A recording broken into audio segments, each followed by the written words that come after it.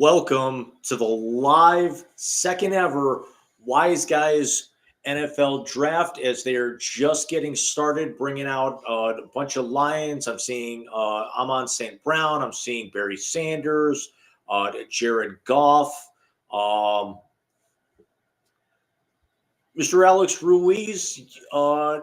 Big night for you, my friend. It is indeed a big night for me. I just hope that my favorite team that I love to hate and I hate to love doesn't screw this up. Well, you and I were literally just talking a couple of seconds ago before we know that the Bears dragged this out for the full 15 minutes, and they're going to end up doing it probably twice while we're on the air tonight. The second one's a little bit more justified. With the team that I'm wearing, you said you're a little jealous, my friend. Well, yeah, because I have essentially tuned out in terms of Chicago baseball entirely. So my season is done already. My season, What? I guess, never started. 3-21 or something? 3-22 as of today. They lost this afternoon. They did, yes. They are now at, I want to say 7 in a row.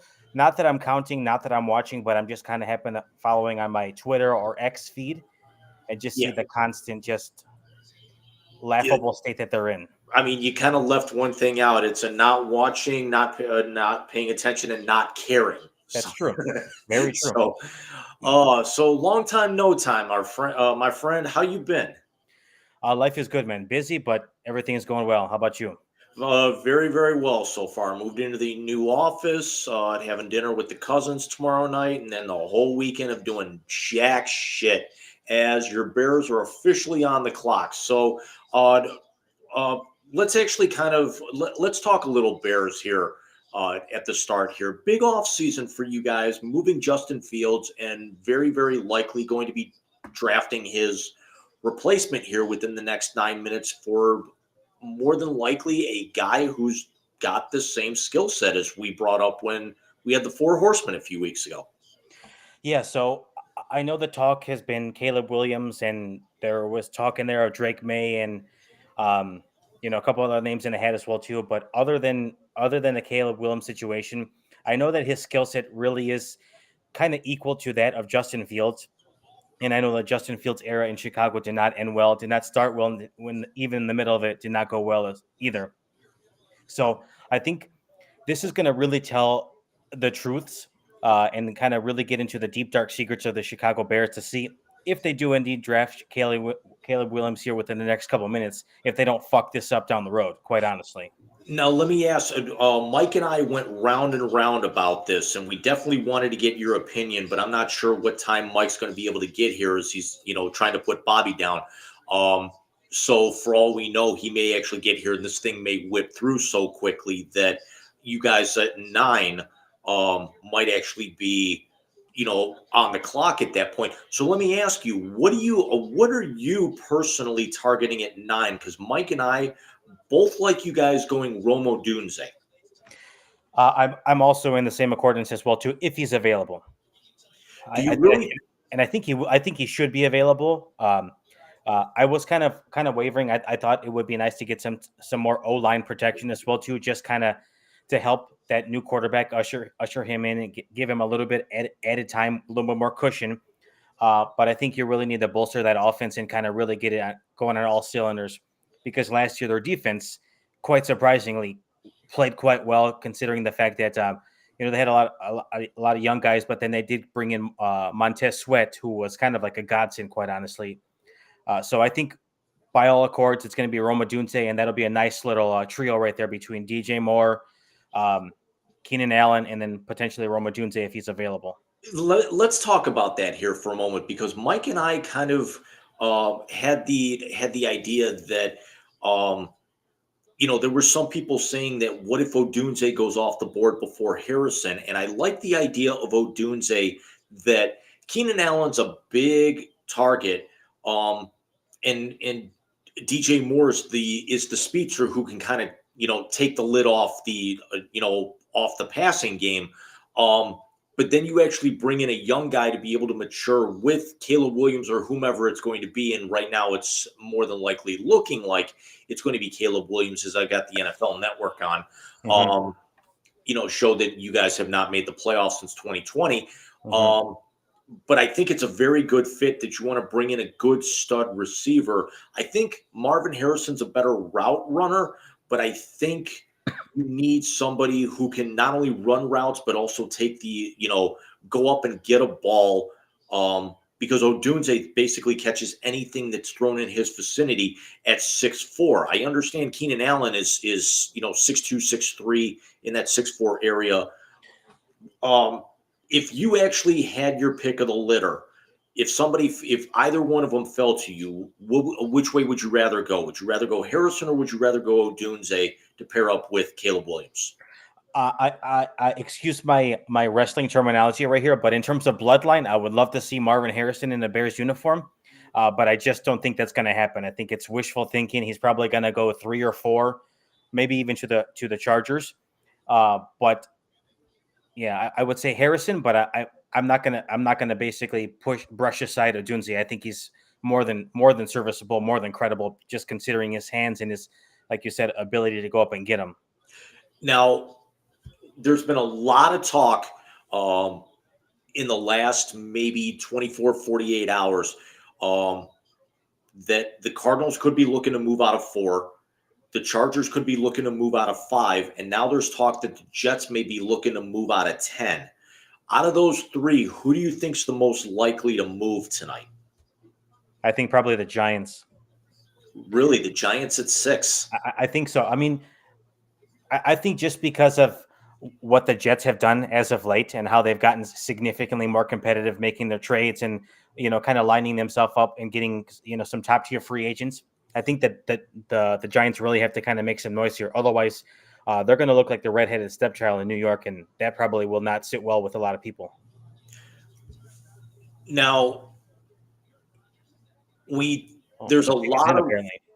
there's a lot of speculation here that we could actually see quarterbacks going 4 of the first 5 picks, where there's naturally we think that Caleb Williams is going in as the pick is in. They haven't announced it yet. We got a feeling that it's either going to be Drake May or Jaden Daniels going 2. Whoever goes 2 is the other one's gonna end up going 3. We think JJ McCarthy could possibly go at 3. He could go at 5. Who do you think's the next quarterback off the board? I would have to say Jaden Daniels, number 2, without a doubt. If it's not him at number 1, quite honestly, I mean, the Bears could shock the world and just put Twitter headlines to go kind of in flames here momentarily. But I think by all accords, it's going to be Caleb Williams 1 and then Jaden Daniels number 2. Now, outside of the top 5, who do you think the next one is to go off? Do you think it's a Bo Nix? Do you think it's maybe a Michael Penix? Do you think there's somebody else out there? I think it could be a Michael Penix, quite honestly. I think he could kind of shock the world and be a very subtle pick that was not really getting a lot of talk. But I think it is certainly possible, and I think we're about to get the pick right now here in just a couple seconds. I'm watching the ESPN feed right now. Yeah, I got the NFL Network on because I got Rich Eisen and Kurt Warner, and I can't tell if that's Mike Mayock's not with the Raiders anymore, is he? I think he might still be. There it is, Caleb Williams. The Chicago Bears select Caleb Williams, quarterback, Southern California. And of course, gets the Detroit welcome. Yeah, that didn't go over very well with them. 6'1" and an eighth, 214. A junior coming out. I kind of like the suit jacket. Yeah, I mean, I think he's gotten a lot of flack as of late regarding his mannerisms and how he kind of operates off the field in his personal life. But I think first and foremost, as a football fan, and I know you can agree with this as well too, as long as he performs on the field, that's really all that matters to me. Yeah. They've got the graphic up. 30 touchdowns last year, tied for 9th in all of Division I. I still refuse to call it FBS. 3,633 passing yards and 11 rushing touchdowns, which is also going to be kind of a shot in the arm to the running game here. Now, kind of going along the Bears line now that we know that the pick is in and Washington is not officially on the clock yet. You guys also had some other very big news come out in the last 24 hours, and that was the rendering of the proposed stadium on the lakefront to replace historic Soldier Field. I know that I saw your comment with the price tag involved, but your thoughts overall from the price tag standpoint, but also the location and the rendering. So price tag, it is what it is. I mean, it wants it's looking like going to be the next SoFi of the Midwest, I guess you can say. Mhm. Not entirely thrilled with the renderings. I mean, I get it; they're just renderings and stuff like that, but it's really killing quite a bit of parking. And I know most people have not been to Soldier Field. If you have been, it's a nightmare to get in and it's a nightmare to get out. So logistically, they were really going to have to pull some wonders here because going in and going out is nightmare fuel, quite honestly. Yeah. If you're late, you're going to miss probably half the first quarter, and if you want to leave basically right as the game ends, just basically get comfortable in your car because you're not going to go anywhere anytime soon. Yeah, I remember it took us an hour and 20 minutes just to get into downtown Chicago, just to be able to go to the United Center for that AEW show. Yeah, it's like I said, it's extremely congested, and with it being, I know it's technically outside of downtown Chicago, but it's so close. Very, very quickly, I'm sorry to interrupt. They actually have the Bears skill positions. You've got Williams, DeAndre Swift, DJ Moore, Keenan Allen, and Cole Kmet. That's a hell of a group of five right there. Mm-hmm. Like Very, I said, very, very, very much improved from last year.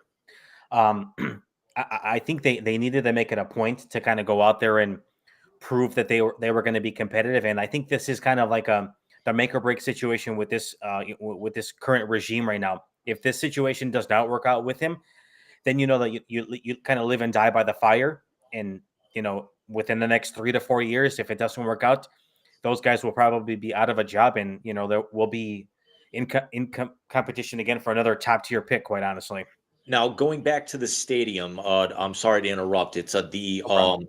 the price tag was rumored at about 5 billion. They said the same thing about SoFi, which we got to admit that if you're looking for your massive, dome type or multiplex stadiums, you got MetLife, in the New York area. You've got your SoFi now. You've got your Allegiant out in Vegas.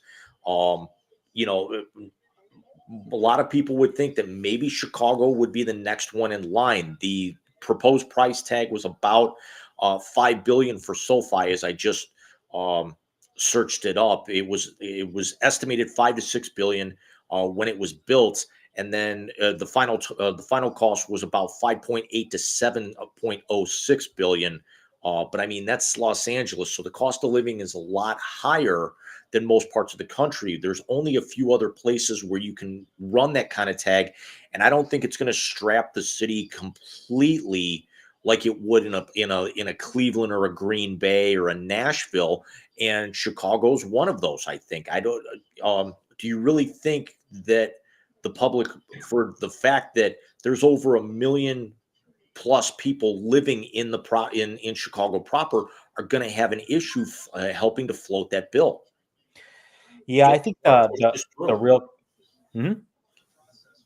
I'm sorry, if they wanted to push that through. Yeah, I think it certainly is doable. I think the tough pill to swallow, and I know that they always kind of sugarcoat it and stuff, and so on and so forth. But I think that the problem is if Chicago, taxpayers of Chicago had to flip half of that bill, I think it's a tough pill to swallow. I really don't know what the books look like for the Bears. I don't think that's open information. But I think them as a top tier organization, probably one of like the most notable ones across the NFL, you would think that they would be able to come across funding. Just considering the fact that within the last year or two, they bought that land that's out in Arlington Heights, which is probably 45 minutes west of downtown Chicago, and they Yeah. leveled it. And now, what are now the big question is, what are you going to do there? Because they've essentially made a 180 that they want to be downtown, but there's really not a whole lot of square footage, I guess you can say. So That's what I was going to ask, because what if, is it's certainly not set in stone with with the proposal being on the waterfront, it's certainly the most feasible. It's got a rendering now. Is there a possibility that they could still maybe develop that? Would you rather have the waterfront with that higher price tag, or would you actually rather drive the 45 minutes out to the suburbs, knowing it's going to take you just as long to get back in? Well, being living in the western suburbs, it probably wouldn't affect me too much. It's probably a half an hour, 40-minute drive for me. But being in the Arlington Heights area is much more of a feasible commute because there's several different routes that get you in and out of there easily. Just being in and around that Arlington racetrack area, there's quite a bit of restaurants that, they can certainly expand for hotels and parking and so on and so forth. So the stars kind of aligned when they bought that land. I was like, oh, okay, this is really gonna, be a significant potential here. But now that they're gonna go entirely opposite of that, is kind of shocking because, like I said, they're gonna probably have to level quite a bit. They're gonna probably have to buy, unfortunately, more land. And we now actually have the Commanders coming, and I'm a couple of seconds behind you. Yep.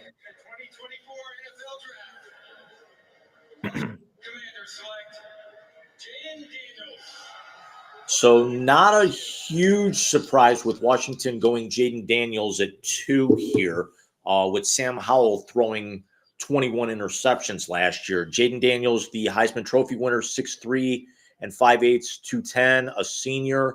They'll throw his numbers up here in a minute. This is where it's going to get a little interesting now with New England, Arizona, and the Chargers.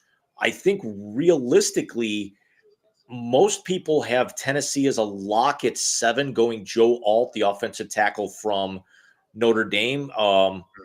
Atlanta's possibly up in the air, but now we've got uncertainty here because of the rest of the top 10. You've got 8 picks left. 6 of them are rumored to want to try and get out of that pick. Yeah, I mean, I think like you're exactly right. These next from pick 3 to pick 9 are going to be quite interesting. There could be quite a few trades that are coming down the pipeline here that we're certainly not aware of here. But and if you want to even take it a step further, the Jets at 10 and Minnesota at 11 are possibly thinking of either moving back, or Minnesota talk about moving up. And then there's also a rumor that the Raiders may want to move up from 13 if to grab one of these quarterbacks. So we could actually see a possibility of them coming up. I've heard of some rumblings that the Vikings want to move up and potentially take J.J. McCarthy. That's actually the one that I've been hearing, is that they want to move up to 5 with the Chargers. I'm also hearing that there was a rumor that was starting to gain some steam that there would be an even swap at 10 and 15 between the Giants and the Colts, for the Colts to go up and get Brock Bowers. And then this way they would pay the first round money, but they wouldn't have to give up the extra pick compensation, because if anyone else wanted him, now they're not going to have to pay him top 10 money with the scaling. Right. It's going to be quite interesting because I guess, just kind of going slightly off topic, but draft related. What are your thoughts on JJ McCarthy? Do you think he's qualified enough to be like a top, we'll say 10 pick? I don't know if he's a top 10 on the board, but you figure as quarterback heavy as this draft is, and as quarterback strapped as the top 10 is, let's be honest, because nobody actually had any kind of stability. We thought that your Bears would, and then they obviously wanted to move in another direction. But I also think that JJ McCarthy might have the best skill set of any of the quarterbacks coming in the top 10.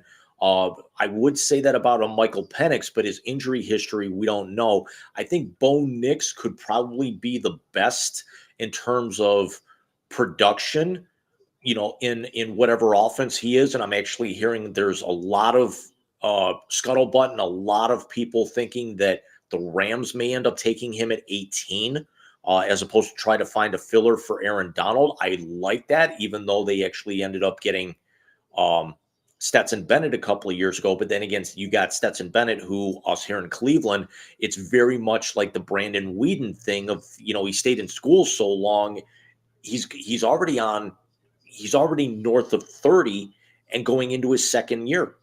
Right. It's just, I guess, an interesting, complex situation for some of these teams to be in right now, because I've heard a lot of people say like they're really high on JJ McCarthy, and I obviously watching quite a bit of Michigan football, just being here in the Midwest, um, and not really getting a whole lot of exposure to other quarterbacks across the country. I can certainly say he's a credible talent, and he took the team to the promised land. So I guess kudos to him on that front. So I don't know why all the backlash on him. I mean, if he comes off the board, because apparently the Patriots, the pick is in. So if the pick is in, they're probably not moving this right now. But if the Patriots don't go McCarthy, I could seriously see McCarthy going 5 to the Chargers and pairing up with Harbaugh. Back with his old coach, huh? Yep. And then things really get interesting because the Giants could be going Malik Neighbors, Tennessee looking Joe Alt. Atlanta's a little bit of a wild card because they could go in a multitude of different directions. Chicago at 9, we've talked about. The Jets at 10, we've talked about. And according to ESPN, what they're talking about is really starting to think that they may be going Drake May. And you have to make sure that when you say his name, you don't put extra emphasis on the K's with some of the stuff that's come out about him in recent months. Really? That there's just one K in his name instead of 3. Huh. Interesting. I didn't know anything about that, but maybe I don't want to know about that either. Yeah, there was talk about that as Goodell is coming to the podium. So do they screw Harbaugh? In the 2024 NFL Draft, the New England Patriots select Drake May, quarterback, North Carolina. I think this guy is certainly a credible talent, but he just gives me so many vibes of a Mac Jones, quite honestly. You know what? I was just going to say that 6'4", 3'8.5", 223, a redshirt sophomore. His numbers are only high 80s scored by NFL Network's Next Gen Stats, powered by AWS. Ding. You'd figure they had to go with somebody who was going to be very, very Mac Jones like. Now that Mac Jones and Bailey Zappi and everything's been turned over, I'm a little.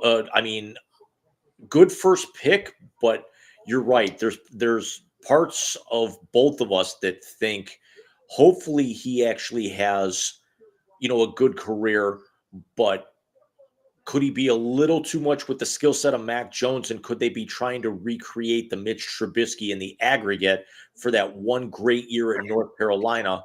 And who knows where he goes?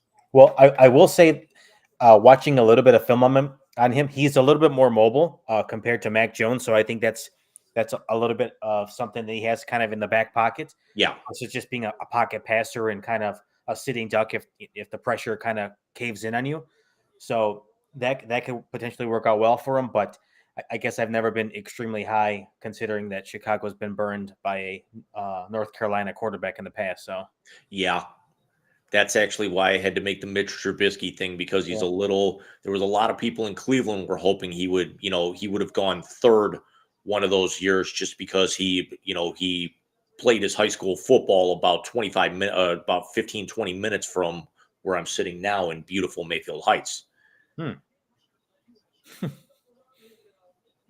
Now things get, I don't want to say interesting, but we're a couple of minutes away from that. And now that Arizona's on the clock, we know they're going to end up going Odunze, or they're going to go Marvin Harrison Jr. It's probably thinking Marvin Harrison Jr. But here's the thing. You got to have a quarterback to be able to get him the ball. And Kyler Murray's coming off of injury. We very, very much question his work ethic. Do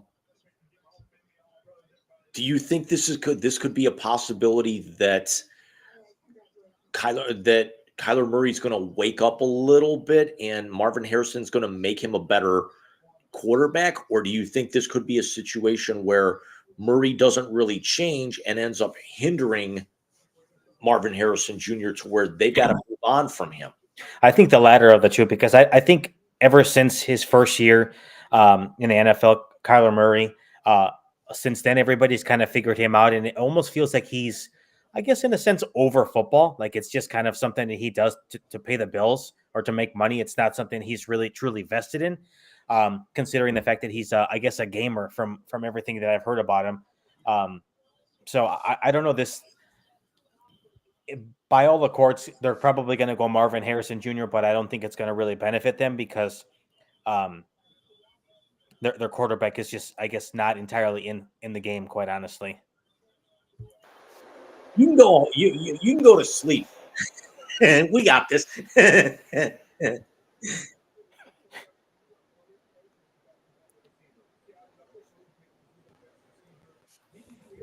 You know, for all the shit they talk about beats, they don't fucking work right. That's why I told you I should have gotten you a pair of mine. So, Mike, your thoughts of what we all expected of Caleb going one. I'm already having a brain fart.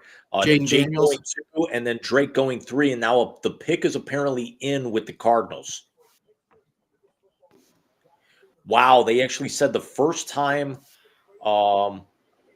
drafted 1-2 quarterbacks going 1-2-3 in the modern area, 99, 24. I want to say the last one was 2011. Well, I mean, this is what we all thought. Even when you and I were talking, he's 37 pounds and I carry him up the stairs. It's not exactly easy for, the big man. So listen, hold on. I got to get situated. I came literally running down the stairs. I'm sure my wife thinks I fell. But anyway, what do I think of this? I've given my opinion on Alex's pick. I'm not too high on him. Jaden Daniels, I believe in my notes last week, Jim, I called him Lamar Light. As Rodgers coming to the podium. Roger. There it is. In the 2024 NFL Draft, the Arizona Cardinals select Marvin Harrison Jr., wide receiver, Ohio State. The Ohio State douche nozzle. Who's going to get him the ball, Mike? Either the Oompa Loompa or somebody later in the draft. I mean, he's going to have to, he's going to have the same situation that Josh Allen's going to have if they don't actually go receiver. He's going to actually have to learn how to throw the ball and then run under and catch it himself. Well, not for nothing, but didn't Harrison basically do that with Kyle McCord? I mean, you said it, not us. Listen, being the Buckeye honk in the room. He's at Syracuse now. I don't give a damn. You're done with him? I was done with him when his daddy walked in the room and asked why he wasn't guaranteed playing time. Shut the fuck up. Go away. I mean, when when the going got tough, he quit. He didn't show up, and then you guys only put 3 points up in a bowl game. Uh-oh. Yeah, but even the Michigan players were saying, "Yo, that's not the team we played a few weeks ago." What is this thing doing? So I am turning my tablet on because ESPN Plus has the Pat McAfee cast. Who is apparently now on my Jets bandwagon. Yes, that and their season ticket holders for the Indiana Fever. Alex McAfee not McAfee. I sent Mike a graphic that actually put the Jets of Winnipeg versus the Jets of New York, and it said, "Go ahead." It gets better. PK Subban did that to Mike Greenberg. Yeah, it's said in the last since 2011, The Jets have scored 7 in a playoff game twice, and the New York Jets haven't done it yet. It's fucking The terrible, Jets man. put up 7 in their opener against Colorado. Jimmy, Yeah. our boys are taking one on the chin right now. Looks like you're going to get to go to a game, you scumbag. Possibly. Gardo's won today. I'm happy. Dude, it's 92-58 at the end with 3 minutes left in the third. What are you talking about? The Cavs? Cavs. Yeah, They're winning 92-58. they're they're down losing. 92-58. What? They just got outscored 31-13 in the third quarter. Oh, whoa! They're taking one up the tailpipe tonight, but it's Orlando's first home playoff game in how long? Banchero 29, Jalen Suggs 24, Frank Wagner 16. I got to see the full score because apparently the Cavs have actually started to empty the bench because Marquise Morris is in the game. Oh, yeah, they're resting him for game 4. Donovan 13 on 6 of 16. Jared Allen's got 15. Mobley's got 10. Garland's only got 5 on 2 of 8. He Okoro. turned the ball over a couple times, too. Levert's got 11 off the bench. Yeah, they haven't done shit. They're 22 of 50. They're shooting 37% from the floor. No, they're having a bad night, and it happens.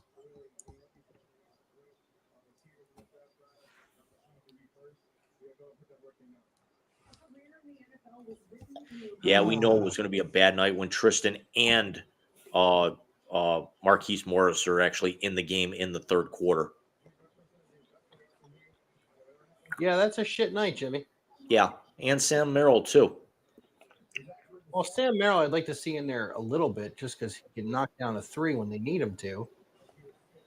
Listen, we all have shit days, so it's okay. Yeah. Well, the problem is when you're facing the kind of scrutiny that JB Pickle Rickle is, you can't have bad days like that, Alex.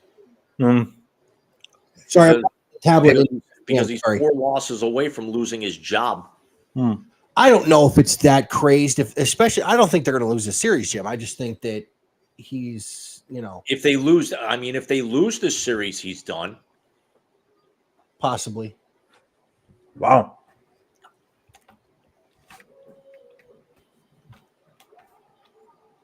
Make sure the volume is off on this so that way James can continue doing what he's doing. But if Bill Belichick is on the dais with Pat McAfee tonight, and Mad Mel Kiper is in there interacting with Bill Belichick, this has got to be hilarious. It'd be better if it was Frank Caliendo doing Mel Kiper. Oh, no, I like Ty Schmidt's Mad Mel Kiper. They did a scene the other day where Mad Mel was interviewed by Ty Schmidt, and Mad Mel just cussed him out. What I should have done is actually postpone my haircut an extra week and should have just put like 20 pounds of motor oil in my hair and Ben Kuiper tonight. Me too. Speaking of football and people playing characters, did I read right that Hugh Jackman's going to take over for Will Ferrell playing fucking John Madden? Possibly. What? This is what I'm saying, Alex.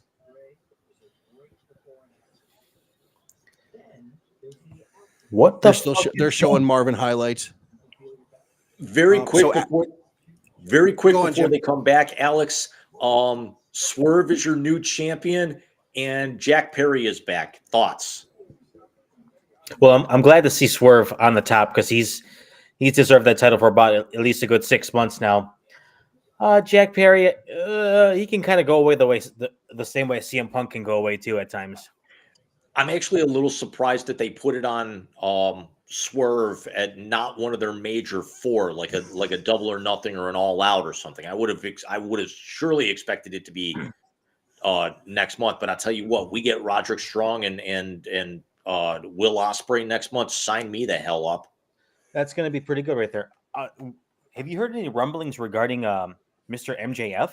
Because it's been radio silent from my end. Yeah, for all I know, I know he's still recovering. They haven't said anything yet. I'm a little bit more interested in the possibility of the return of Jamie Hayter than MJF right now. Fair.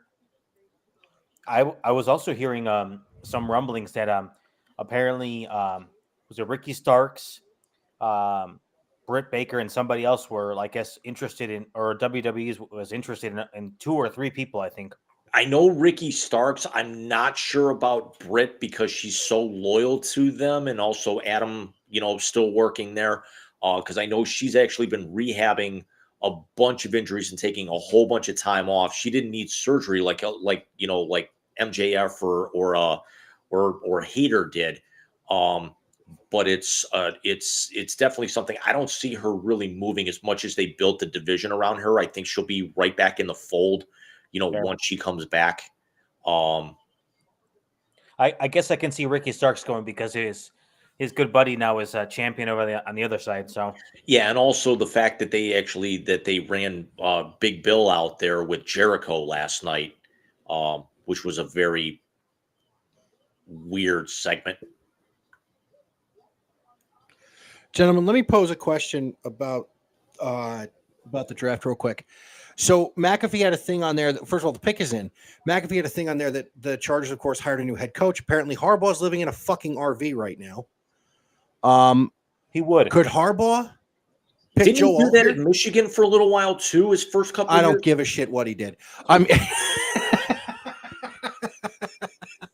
Alex, have I not worn my shirt when you've been on the show? It's Harbaugh and the Wolverine. It says "Jail to the Victors." You told me about it, but I have not seen you wear it. I will wear it next time we have you on, sir. Joe Alt was taken by the Chargers. Huh? Joe Alt was taken by the Chargers. That throws a wrench into everything because it's coming up to make it official. I kind of had a feeling something was going on when they did not move out of this pick. Yeah, you're right, Mike. With the fifth pick in the 2024 NFL Draft, the Los Angeles Chargers select Joe Alt to go Notre Dame. All right, so here's the question. He's easily the best tackle in the entire draft. There's no doubt about that. No, that's a given. But my question is this: who in the fuck is he throwing the ball to? Himself. Yeah. I mean, listen, I agree with the fact. First of all, Harbaugh is the head coach. Greg Roman is the OC. You know they're going to run the football. They went out and signed J.K. Dobbins and Gus Edwards in the offseason. You know they're going to run the football. They're going to give Justin Herbert guys to run the ball. Again, the question is, what in the hell are they going to do? This isn't Michigan's garbage schedule and playing 2 good games all year. You can't run the ball 85 times. Right now, the LA Chargers depth chart lists their receivers as Joshua Palmer, Simi Fehoko, Quentin Johnson, and Darius Davis. To borrow a line from some gentlemen on TikTok, who? Yeah. And tight end Will Disley and Hayden Hurst. Is Antonio Gates available again? They may not have a choice. Gates won't go back unless Rivers comes back to have another kid. Fair deal. So, gentlemen, the Giants are on the clock, and Malik Neighbors.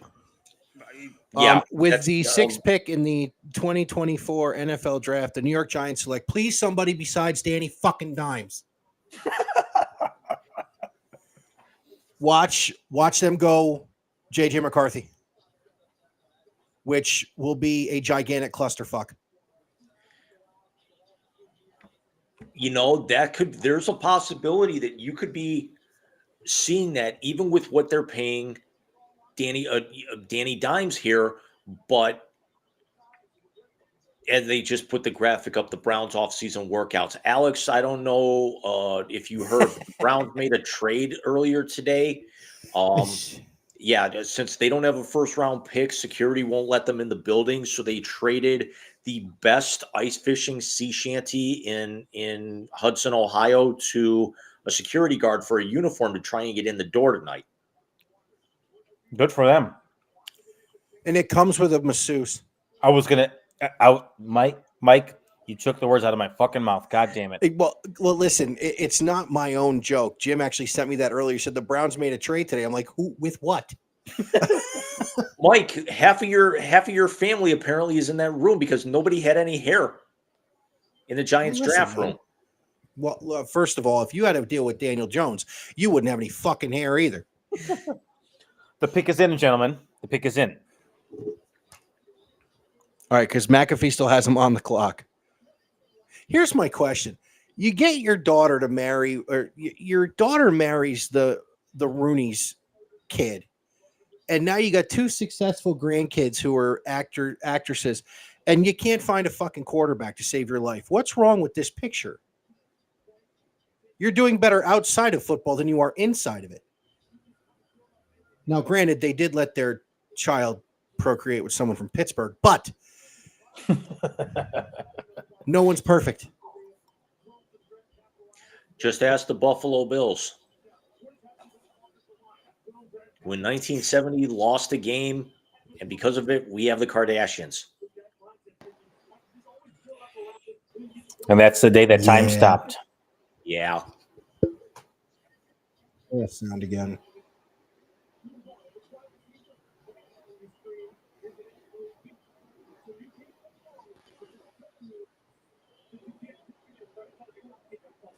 How crazy would it be if they went JJ McCarthy? I'm actually more stunned right now. Not that the Chargers went Joe Alt and kind of, fucked everything up for Tennessee. Although Tennessee, I think, is going to go for Fawanu, the kid from Oregon State, at 7 next. But nobody's moved out of their rumored picks so far. Here it comes.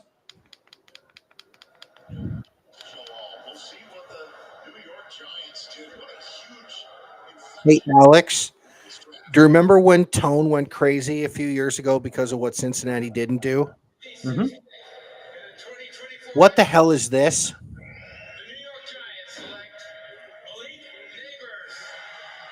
Didn't I call it? You did call it, but the question stands. What the hell is this?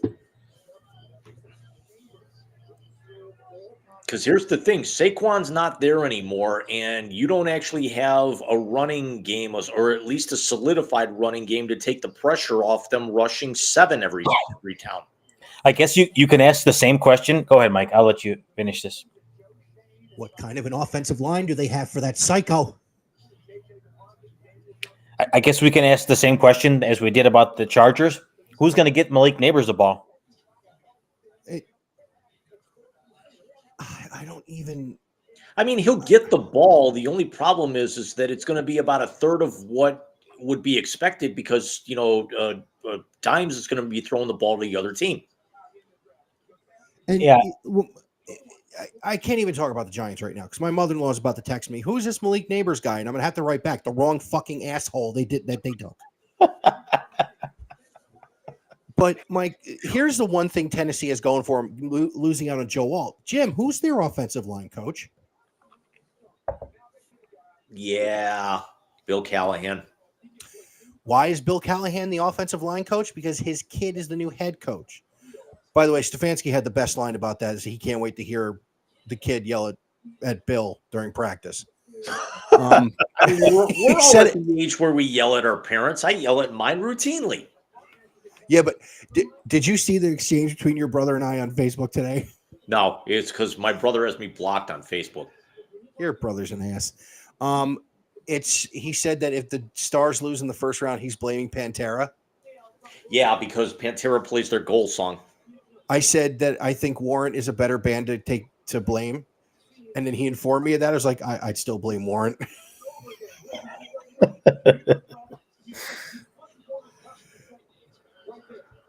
Okay, so let's talk about this. Where does Tennessee go now? My father actually texted earlier today, guys, FYI, I will be unreachable tonight. I was invited to attend the draft at Detroit.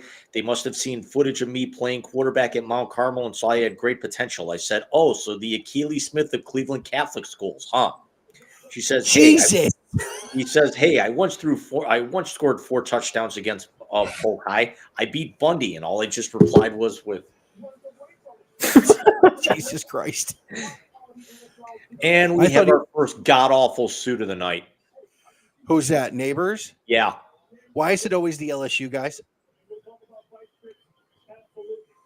The Don Johnson wannabe from a few years ago was an LSU guy too. One of my buddies just texted me right now. He about Malik Neighbors. He's got Antonio. What did he say again? Antonio Brown. something. Antonio Brown vibes all over him. Did you see Antonio Brown retired a Raider today? He did? No, I Yeah. didn't. No, he said he retired a Raider, and I'm like, Oh. Last you played was for the Bucks. Thank you, Dr. CTE. Man, Vontaze Neighbors- Perfect really Neighbors messed can him up, huh? Neighbors can get open, but Dable likes to throw the ball downfield. He doesn't like to go underneath. And he's also only 6 foot. How does Brian Dable like to throw the ball downfield? You know, I look at Malik Neighbors, and Mike, you're going to appreciate this. You know the first thing I think of? Corey Coleman. Oh. Hmm. That's like looking at Caleb Williams and saying the name Mitch Trubisky. Don't you fucking dare. You fucking dare. Bro, I gotta tell you, I was watching TikTok. I went yesterday before I went to my meeting. And before they get banned. Yeah, well, they're not getting banned. They just got to divest. That's all they got to do. They'll do it. The pick is in. You still haven't sent me the other one, motherfucker, and I'm getting pissed. Yeah, I'll do that during the course of tonight. Yeah, sure you will. As a matter of fact, Alex, I might actually do it now after they announce this pick. Did you hear what audio he pulled from last week? No, I didn't. I missed it. Hit it. I mean, I pulled this one. I'm here so I won't get fined. No, do the other one. Oh, yeah, of course. I got to make sure it's loud enough.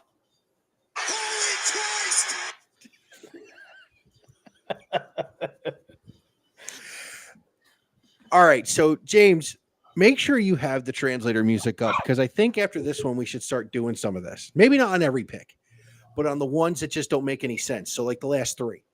But Well, I mean, we don't have to do it after every pick, but maybe every couple of picks we can go back and like do it now that we've actually had a chance to dissect them a little bit. yeah, let's do it on this one because I really want to see where they're going to go. Yeah, this one's going to be a little interesting. Yo, Belichick is in a suit smiling. I miss him a couple years ago with his dog. Was he just miserable in New England or what? Because he feels like he's a different person now. Well, I mean, let's think of it rationally, Alex. You spend 20 some years in a place. You bring 6 titles to the joint. You have to deal with, all the scrutiny now because people are talking shit that you have 4 titles that were cheated with. And your owner prefers little Asian women touching him instead of writing checks for actual decent players. God damn it. I'm shocked they didn't trade for Deshaun. They could. You did not hit the Pornhub thing when we were talking. You couldn't have teed it up any higher.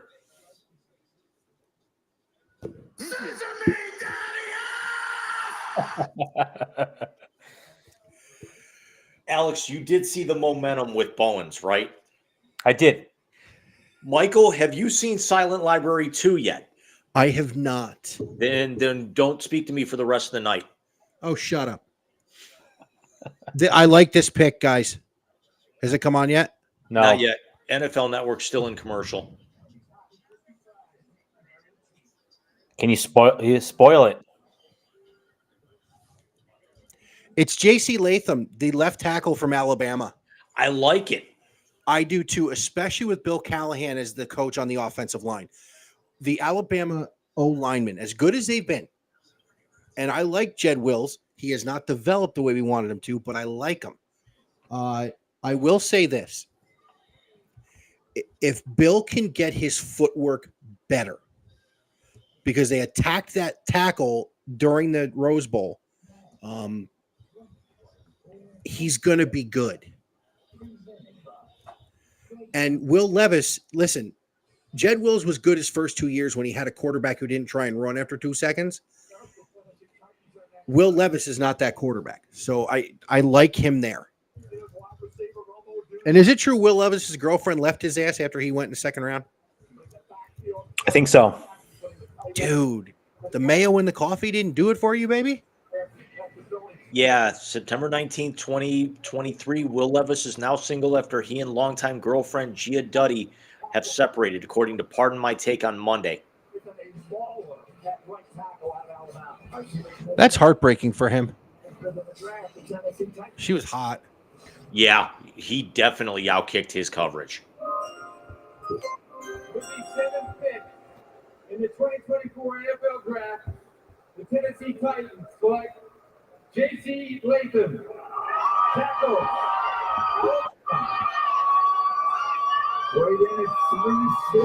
McAfee is showing, it has Bill Belichick breaking down film right now of Latham. And he, in the running game, which is what Tennessee has always done, he is phenomenal. Pass protection is where he needs help.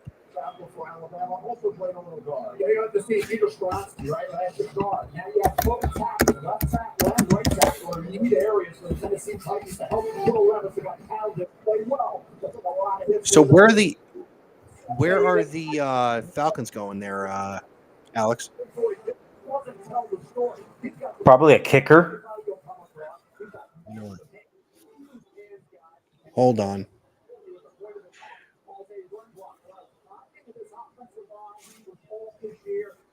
There was a rumor that Will Levis lost his girlfriend to country singer Morgan Wallen. Damn things are pissing me.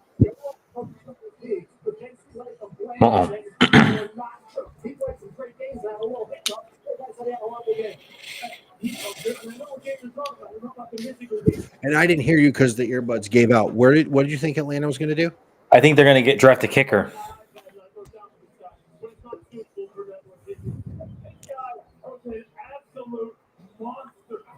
A kicker? Mm-hmm. I mean, when has Atlanta ever gotten it right? What was last year at this time that the three of us kind of went, what the fuck? Well, if Atlanta's going to go for a kicker, considering he'd be familiar with that building, maybe they can draft Noah Ruggles and he can actually line up in Brunswick. Maybe it's far enough away that he might actually make it. That's not why I said kicker, Mike. That just so you know. Hold on. By the way, Jim, he was wide left. It might actually work because they're inland for me. You big dummy. No. In all seriousness, I think they're going to shock everybody. I think they go Michael Penix Jr. Really? I think so. Didn't they just go quarterback like last year in the first or second round? No, they went Bijan Robinson, and then they signed Kirk Cousins. Yeah, I think they're going to give him probably like 2 years to learn from, you like that? And then set him up for success. We'll see. At least for the shit talking, they will. Oh. Yeah, because their backup right now is Taylor Heineke. Who beat the undefeated Steelers that year. I'll tell you this much, though, Atlanta, you just need the quarterback to kind of bring it all together because you got Bijan Robinson and Tyler Algier, and then your receiver room, Kadero, in no particular order, Kadero Hodge, Ray McLeod, Darnell Mooney, Rondale Moore, Kyle Pitts, and Drake London. That's a very good and very talented young room. I like the fact that they got somebody named Ray in there in the South. It only makes sense. What if they go JJ? It went out again. I can't even wear them. This is the shit that pisses me off. I'm starting to think that I'm not saying he's going to be the Will Levis of this year, but I could see JJ kind of sliding a little. I really don't see him going past Minnesota at 11. I really don't. I think if he falls, I could see a possibility of him going here, Alex, but I don't think Minnesota's going to pass on him at 11. I think if he falls to 11 to Minnesota, he goes to Minnesota. Because I really liked, I mean, as a Rams fan, I wouldn't have a problem with him showing up there, but there's definitely also a part of me that is very intrigued by Bo Nix possibly going there. Fair. Rappaport says that the Falcons are considering Penix at 8. Dude, if they took Penix, I'm going to go out on a limb and say this. He's going to be the best one in this draft. No disrespect to Caleb Williams, Alex. I know I've taken my shots, but think about it. He's going to sit behind a guy who is good enough to teach him. He's a Commanders fan. He was saying the same thing. He wanted the Commanders to take a quarterback and have him sit. And when we talk about, I'm going to bring up another bad name for you, but Jordan Love, the third Green Bay quarterback in a row, drafted, sat, played after a few years, and has had success. It's just like a rinse, wash, repeat situation, and it's It just works out. The one I threw at him was Pennington. Pennington sat for 2 years behind Vinny Testaverde. He comes in, he wins a division title in his first season. He goes to the playoffs 3 times with the Jets.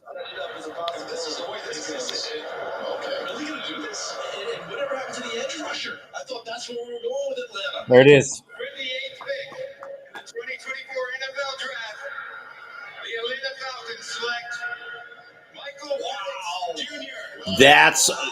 I'm not saying it's a huge shock, but it's definitely higher than I expected him to go. I didn't see him falling past. I mean, because the Raiders have got 1 pick, there's talk that they may actually get a second one because they were in talks with Baltimore at 30. But I like this. I do too. So Alex, that's the first one of the night, my man, that you just pulled out of your ass. Impressive, sir. Impressive.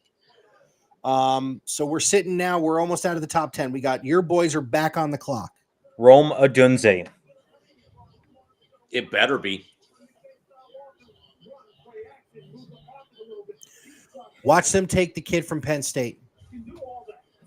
Who's that? Watch them take Fashanu, Jim. Yeah. The Bears? Yeah. You think so? I think Ryan Poles is not the dumb bastard that we all thought he was. You got the quarterback. You spent a ton of money in the offseason on weapons. Go get him more protection. I mean, I'm certainly not against it by all accords. You can move him to right tackle and let the kid from last year play left tackle. Right. I mean, and that's been like the Achilles heel for the Bears for the last couple of years. Like, you can never keep a quarterback upright. So, fair. You know, they're showing highlights of Penix right now. Michael Penix might throw the prettiest ball of any of these quarterbacks. He does. Now, let me put this hypothetical out there for both of you guys. And again, I'm going to come off like a hater, but it's a legit question, Jim. You and I talked about this. Are the NFL teams now seeing what I saw and what you and I talked about? He didn't win games with his arm for J.J. McCarthy.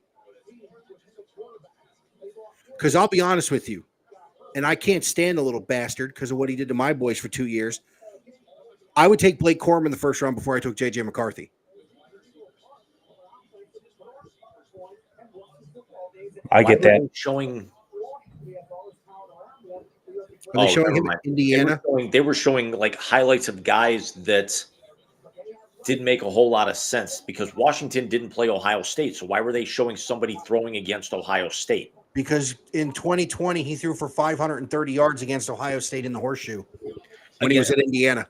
Okay, that's what it was. I didn't recognize the uniform. When he was at Indiana. Bears pick is in. I think you're right, though, Alex. I think they're going to go Rome Odunze here. But I would go offensive line. I know it's not the pretty pick, but I think you're right in terms of like making that offensive line whole. You go, added protection, but if you want to be, go the luxury route, then you go Roma Dunze. We'll see what it is right here, but it certainly will be interesting. They said it's the first time in the common era since 1967 that 4 quarterbacks have been off the board this early. The previous record was 4 in the top 10 in 2018. Baker, Darnold, Rosen and Allen. Hey, did you see the Ken Carman thing I sent you today? I mean, I actually heard. I listened to part of it originally when it was on the air. He's not wrong. It is Roma Dunze. It is? McAfee's got it up. It's Roma Dunze at 9. And you can't go wrong either way, Alex. You can't. And I have to say, with their 2 picks in the first round for the first time in a long time, Bears did good. Let's hear it.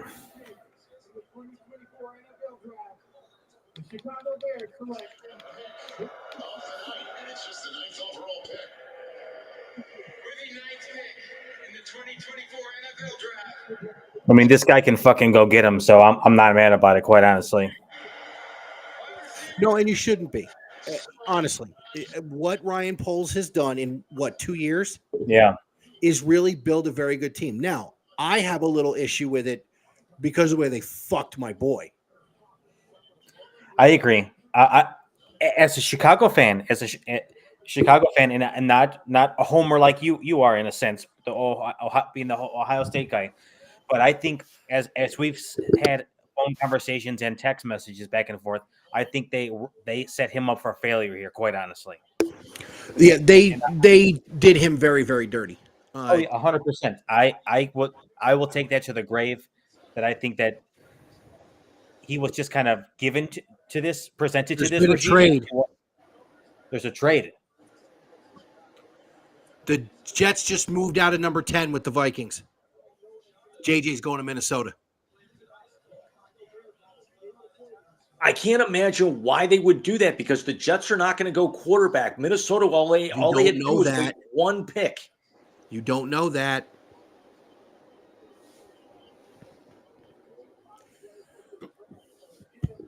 My guess is they're saying if the Jets go quarterback because they got 1 more year of Aaron left.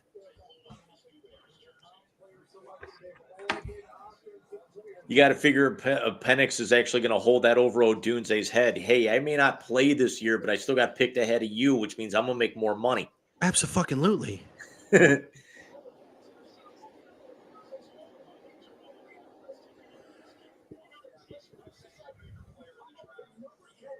So I caught a minute of when you guys were talking about the stadium. I had just flipped it on, and Bobby was snoring in my ear.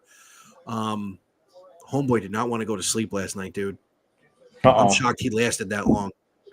Hell, I'm shocked I've lasted this long tonight. Wow. No, I brought him up at 25 minutes to 9 last night. I put him down. I came back downstairs. We go to this thing on St. Simon's Island, where I took Jim when he was here. It's a little craft in the village type thing. And these people make like dip mixes.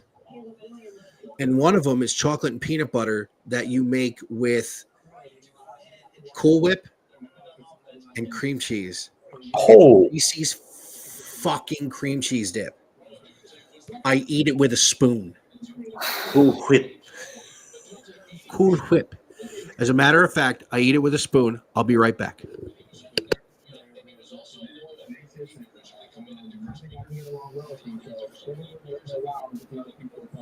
You figure Minnesota had to go quarterback here. It's going to be interesting to see what else they gave up for this. Just for the 1 pick.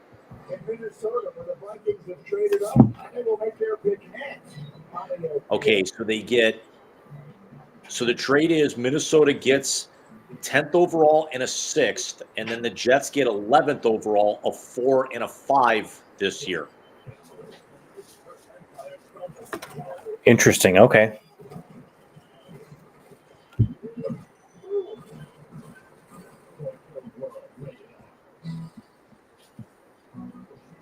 Yeah. Sorry, boys.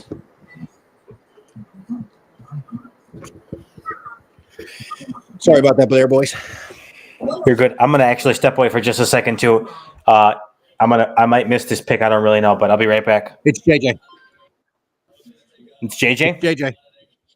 Wow. Okay. So now he's going to be throwing to Addison and Jefferson. I mean, that's about as good of an option as you can have right now. It really is. I still don't like him, but it really is. He's one who had to sit. If this sounds daunting, then use Watson X Code Assistant. AI designed to multiply developer productivity so you can generate. And also TJ Hawkinson in there. Man, did he fall into a good scenario. No, he really did. I will give props where props are due. But again, you need him to win a game with his arm. He hasn't proven it yet. And I'm thanking you for knowing exactly what a pro wants, what a pro needs, whatever makes me happy sets me free. What the hell is that? AT&T Optimizer provides proactive recommendations so you get what's right for you. The Cantina chicken burrito isn't just for me. It keeps it light. I gotta go find the stand for this. I'll be right back. There's going to be a Netflix roast of Tom Brady this summer. I'm gonna submit jokes online. Catch all your favorite off-season content on NFL Plus Premium. Stream exclusive off-season coverage from the NFL Draft, free agency, and more. Relive the biggest plays from the season with full and condensed game replays. Stay connected through the offseason with 24/7 football news and coverage on NFL Network. Sorry about that. It says NFL Plus today. NFL. This season, he needs a technique work. He needs coaching. So, Mike, while you were away, I announced that the Vikings move up to 10 and also get a Jets 6th, and then the Jets move down one spot to 11 and then pick up a 4 and a 5 for this year. The into the kitchen. Listen, if you're the Jets, you know who we're taking at 11. They're taking Brock Bowers.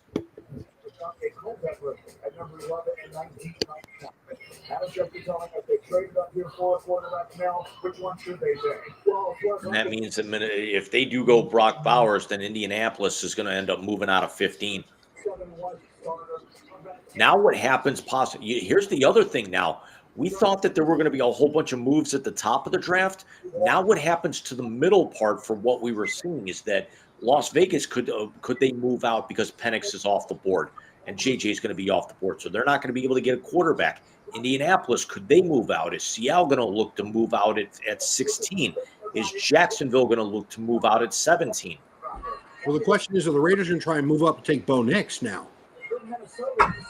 I think right now they may not actually have to worry about it, especially if we got JJ going here and then the Jets possibly aren't going to look quarterback.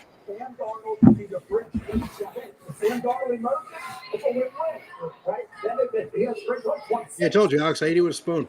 Well, that works, man. Bless her heart, my wife buys me pretzels with it, and I go, Because Mike's spooning. Daddy, from a spoon. Because you're spooning. What's wrong with you? I mean, besides all this shit I already know. Situation for any of these young quarterbacks. And Chicago and Reinhold have done fantastic work setting the table. I think this is the best one. You're actually I think making he was better gonna time land than I some- thought. Huh? You're actually making better time than I thought. It's 10 picks in just over an hour. To help make the Minnesota Vikings selection, we are honored to have with us the surviving mother, brother, and nephew of fallen hero, United States Army Sergeant Dr. Ewing.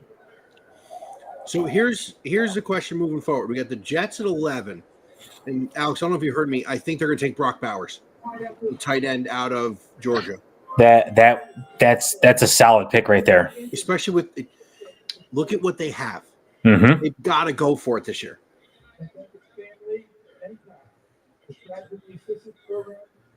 Here's something we didn't think about. A lot of people are thinking Denver going D tackle or edge rusher. What if Denver possibly makes a run at Bo Nix?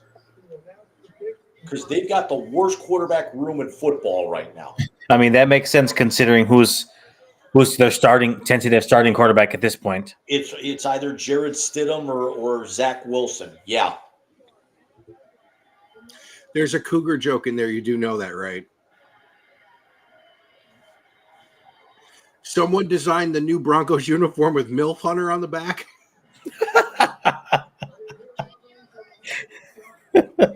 Oh, hey, Alex, what'd you think of the Mets City Connect jerseys?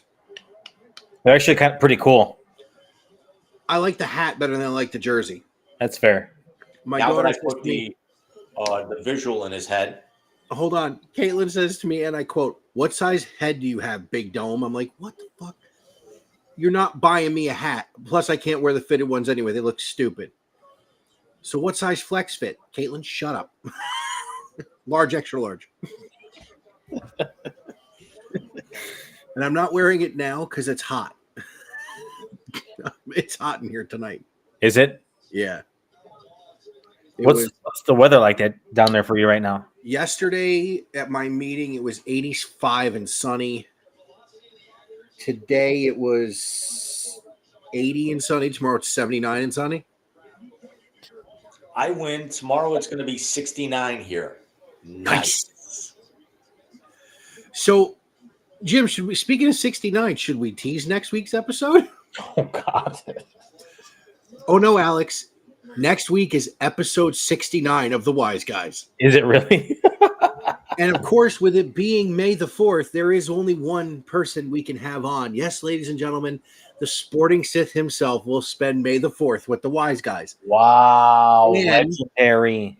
for the first time in almost 30 years, myself, Jim, John, and my buddy Nick, who will be here Thursday night, will be in the same type room all at the same time. Well, that's going to be just fucking chaotic right there, if you ask me. Apparently now, very, very quickly, NFL Network just flashed it. No sooner did McCarthy get picked that the Jets already have the pick in. Whew. Easy. Go ahead, Mike. Sorry. The state of Georgia is about to have an orgasm. The entire state? Most likely. Good. Well, hold on. All the non-Georgia Tech fans. Oh, okay. Fair. All 7 of them. Including my mechanic. I've been crowing a little bit this last few weeks because the Mets took 2 or 3 in Atlanta. So, the last time Nick did a show with me was my first ever live event on Big Rican. Okay. It was live from the room we had in Columbus the night before we went to the Horseshoe. There was a pen involved. And there will be again. History. Yes. Yeah. But yes, all hell will break loose. It is episode 69. So every time we say the word 69, nice will come out of all 4 of our mouths at the same time. I would assume that you guys would all have to take a drink or something.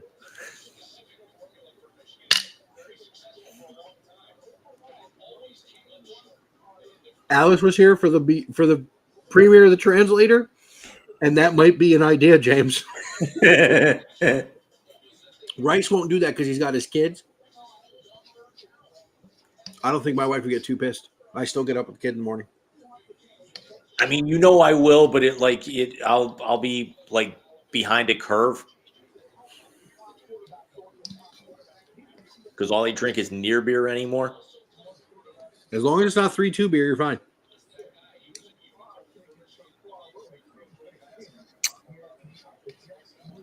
I'm not talking about beer, dude. I can't drink beer. It's got gluten in it. Maybe I'll actually go. Maybe for that, I'll go get a. Since I get paid the day before, maybe I'll go get it like a bottle of like non-alcoholic spirits, like a non-alcoholic bourbon or something. I'm buying fucking Crown. Fuck that. So, speaking of Crown, funny story, Alex. We were talking about it the other day, so I'm going to tell you guys. When Stephanie and I got married, my uncle, wait. Take this in.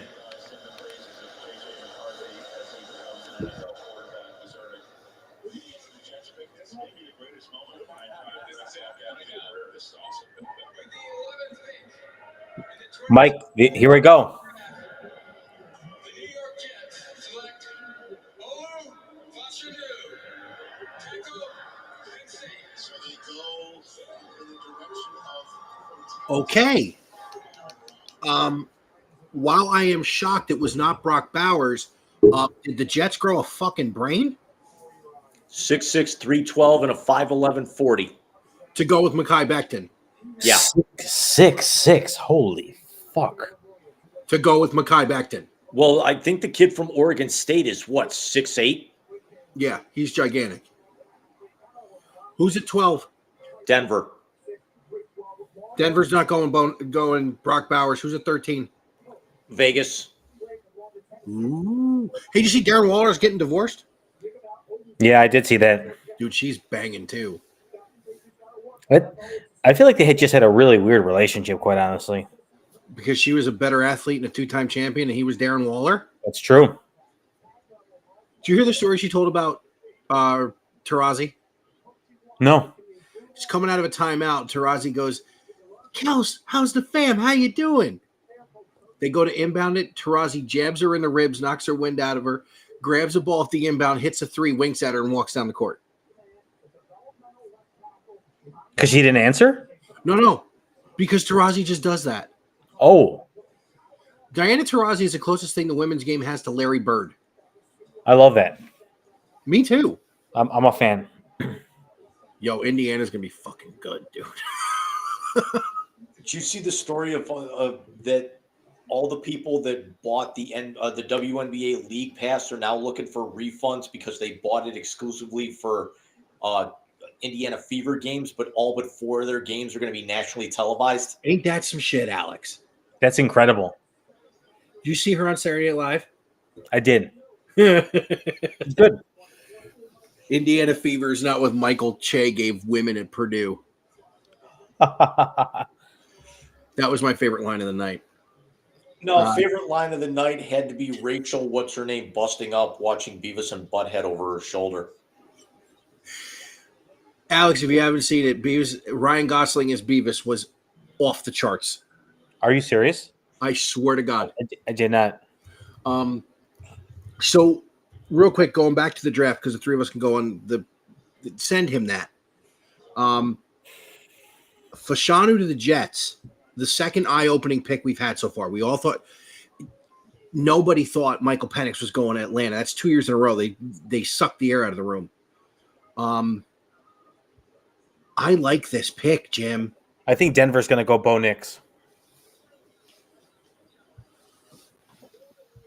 Here we fucking go. Here's another fucking copyright strike for us when Alex is on. I'm not playing the video. It's just the screen cap. And by the way, the death rock in the skull, that's from before it was even a show. That's when it was a short somewhere. That's incredible. That was what show did it spin out of? Because King of the Hill spun off from Beavis and Butthead. Yup.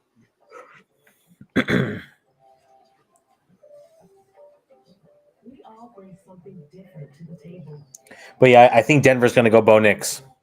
Okay. Jim, what do you think? I'm still thinking possibly edge rusher here. Yeah, have we had any? We've had no defensive players yet, have we? No. We've had 4 quarterbacks, 3 receivers, and 2 tackles. Final from Orlando: Magic 121, Cavaliers 83. Yeah. Giggity. Jim, we need that for the fucking for the fucking soundboard.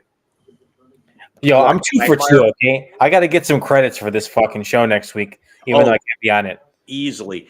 Did you see that they said that there were going to be 300,000 people in Detroit this weekend for the draft? How many of them are going to get robbed? 299.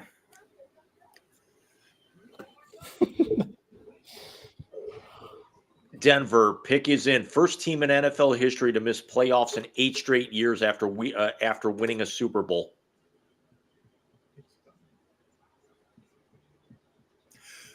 No disrespect by this, but I thought it would have been your Rams with the beating they took injury-wise after the Super Bowl year.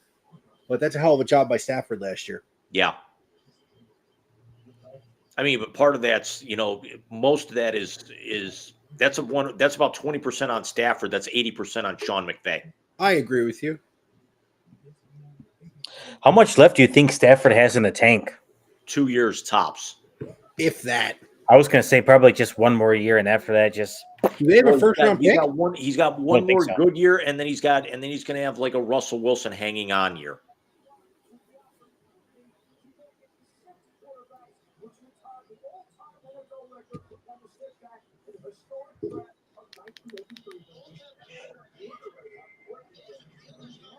I got to get to bed. Holy shit. Dude, it's 8:32 by you. Yeah, but I've been up since 4:30 this morning. You got me by 10 minutes. Big day at work? Yeah, I'm also hitting the gym before work too, so I'm at the gym by 5 o'clock in the morning and in the office by 6:30. So You're very dedicated. I'm trying. But There's talk that, according to Rappaport, there's talk that the Broncos and Raiders may go quarterback back-to-back here. It's just all a matter of which one's going to go where. Well, then who the hell are the Raiders taking? Manti Te'o. And his girlfriend? Yeah, 2 for 1. That's what he was promised. There it is. You right again? They took Bo Nix? Oh. Prophetic right now. And the Broncos are pathetic. That's true. Which, you know what? Quarterbacks in the top 12. Quite honestly, like, it doesn't bother me that much because my brother-in-law gives me shit because he's a Bronco fan. And I didn't say anything to him after they traded for Zach Wilson, but I really wanted to just, like, say, like, bro, like,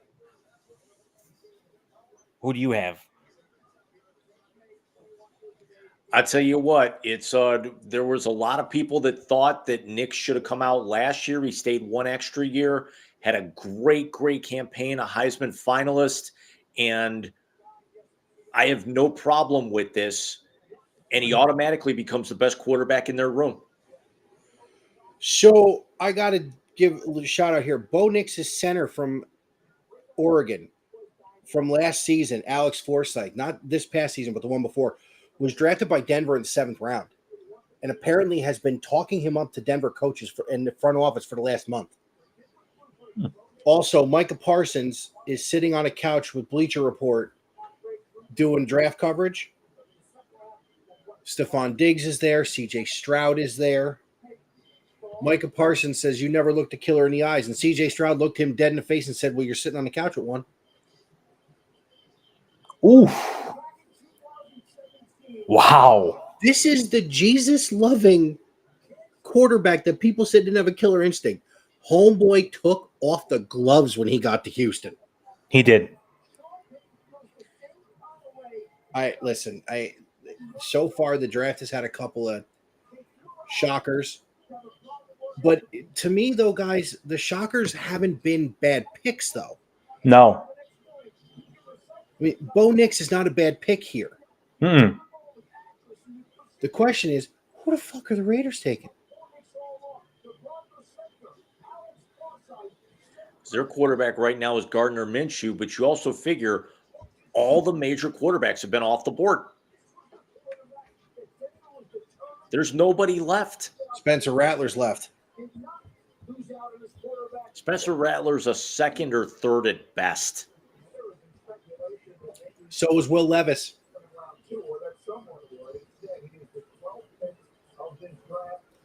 Sorry.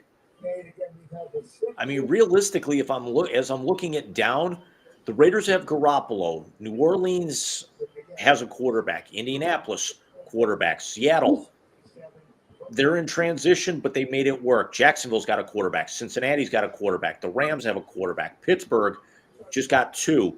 Miami's got a quarterback. Mike, I understand your feelings. Shut up. Philly's got a quarterback. Minnesota moved back.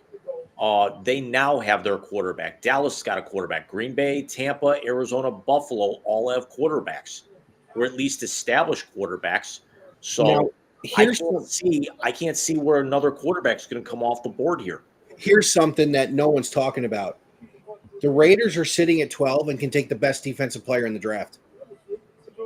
Yeah, to pair up with what's his name, Crosby. Mad Max. Yeah. Here it is. The 2024 NFL Draft. The Las Vegas Raiders select Brock Bowers. Wow. Wow. By the way, Jim Irsay just lost his shit. Yeah.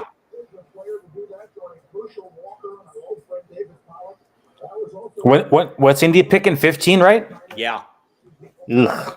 Because I think Mike and I discussed this on Saturday that if Brock Bowers would have gone to Indiana, it would have been the best fit of any pick in the first round. Not so much the best player, but the best fit. Yeah, no, I can agree with that. Let me now update my take on that, Jim. Let me say I think the best fit right now is going to be Fashanu to the Jets. I mean, you're talking about your two ends, your two tackles are there. Because Becton has gotten better, and now you have the second tackle to protect Rodgers. I think And in the immediate whoever you draft future, next year. I think in the immediate future, yeah. I think down the road, I think it could probably be Michael Penix in Atlanta. So where do the Saints go right here? Do they trade or do they stick here? And by the way, real quick, the Falcons taking Michael Penix tell me that Kirk Cousins isn't going to be ready. They're saying right now with the Raiders, Aiden O'Connell at quarterback, Devontae Adams, Jacoby Myers, Michael Mayer, and Brock Bowers as their skills and on offense. Did Josh Jacobs stay there? I don't think so. He didn't sign anywhere else. I don't think big. Josh Jacobs is in Green Bay. there it is. That's right. Because Aaron Jones left to Minnesota. Okay.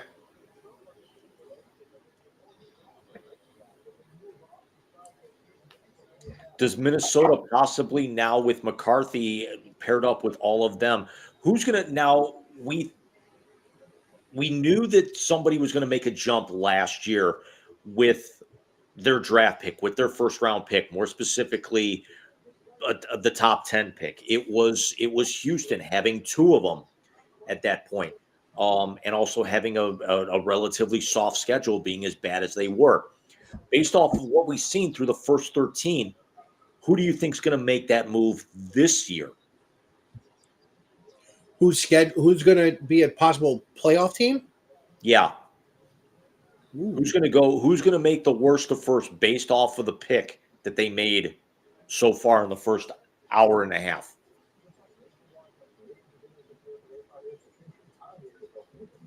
Let's run down the list. Alex, I think your boys are a year away. I would agree.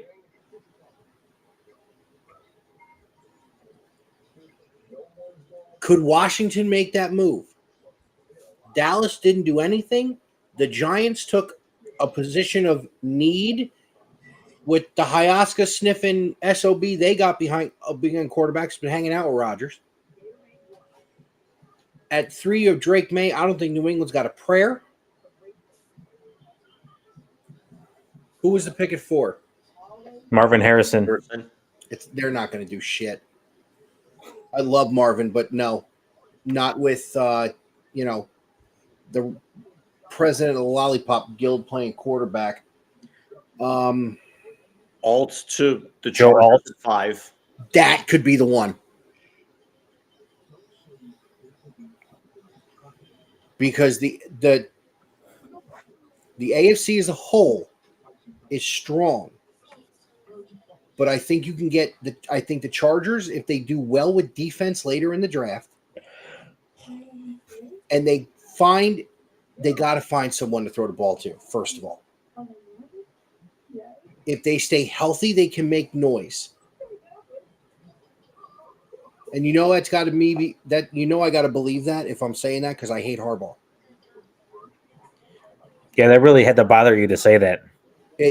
My skin is fucking crawling as we speak. Yeah, the Giants at 6 going receiver. There, no prayer. They still have to catch Philly and Dallas. Tennessee, they need a lot more work than just an offensive tackle, especially with no running game. Penix, I don't think, is going to start in Atlanta, especially after they paid all that money to Kirk Cousins. Yeah, but Atlanta could still be a team that makes the move. I'm just going on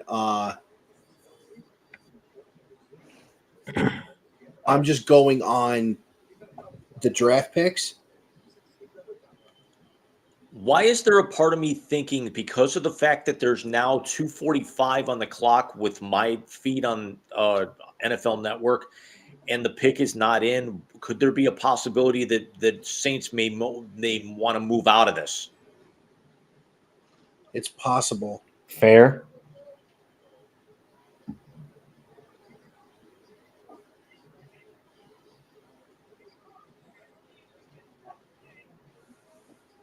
Because the Saints right now are sitting in no man's land.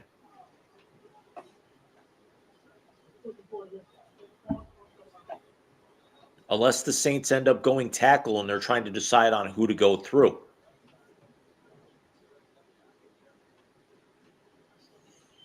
Here's a question. How good would New England be running that old 2 tight end system that the Patriots ran with the Murderer and Gronkowski? With Bowers and Mayer. Oh, they just flashed the ticker. Saints pick is in. All right.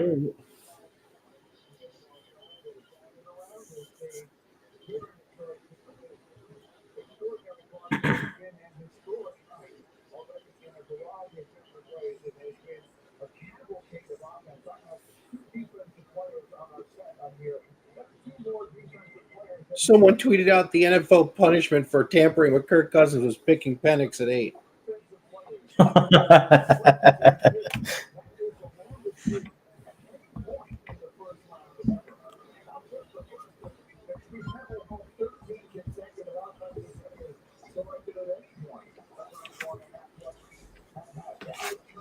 When's the last time we saw 14 picks and no defensive players? Yeah.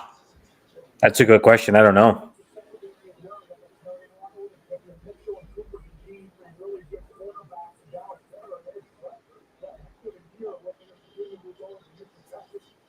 Fuaga.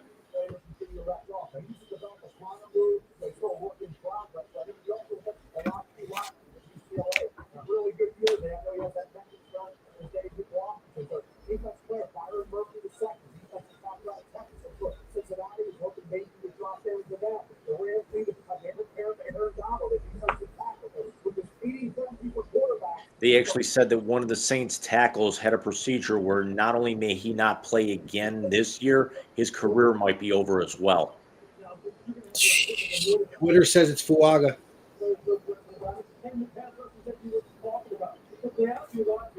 Hey, football related, but not necessarily pertaining to any current team right now. But how about Andy Reid signing a contract extension? I thought he was done for after this upcoming year.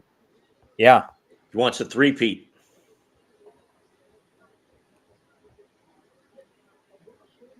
And he's more than likely gonna get it if until somebody proves him otherwise. I mean, I don't see anybody stopping him unless it's just a shock. Quite honestly,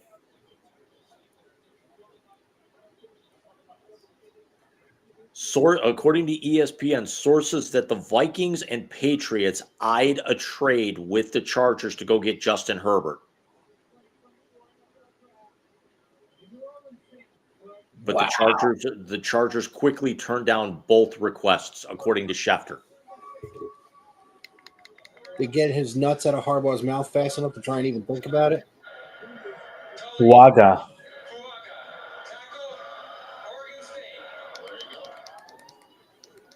This kid is a monster. 6'5", 3 1/4, 324, 5'13", 40. Oh my god. He's massive. And if this doesn't work out, he's probably related to Rock and Roman Reigns. He can go wrestle. True. All right, so Jim asked a wrestling question. Now, Alex, I'm going to ask you one. Yeah. Were you okay with the end of WrestleMania, or were you upset by it? No, I was okay with it. I was shocked to see all the shenanigans that took place at the end of it. I thought that was pretty cool. It was pretty nostalgic, quite honestly. Bingo. But yeah, no, I think it was a good ending. I mean, I would say I respect Cody and like him as a wrestler and stuff like that. So kudos to him. Did you catch any of Raw after WrestleMania the next night? I did. The R-Truth Cena thing was fucking hilarious. The fact that guy's 50-something years old is incredible. I didn't realize R-Truth was 52. Yeah. I mean, and he looks like he's like 36. More surprising, the fact that, Killings is 52 or Mazanin's a face. Mazanin a face. That's, yeah.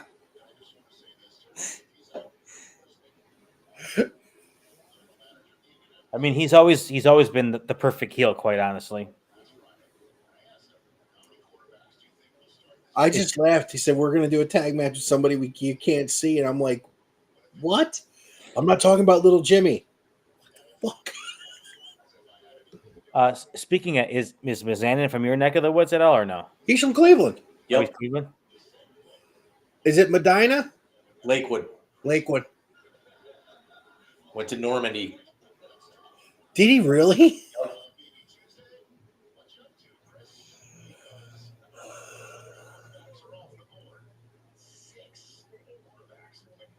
Now where does Indy go here?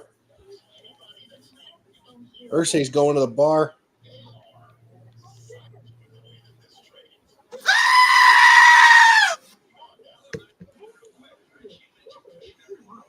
She's got a new album out. Did you see it's a double album? She released the second part of it. Yep. My dad wanted me to buy him one. And when I was at Target, I only saw like the single. And he went online and he said there were merchants selling it for like $60. Tell him to download it. It's on Spotify. Yeah, I know. What are we trying to buy? A CD here? Yeah. Holy shit! I didn't know they still made those.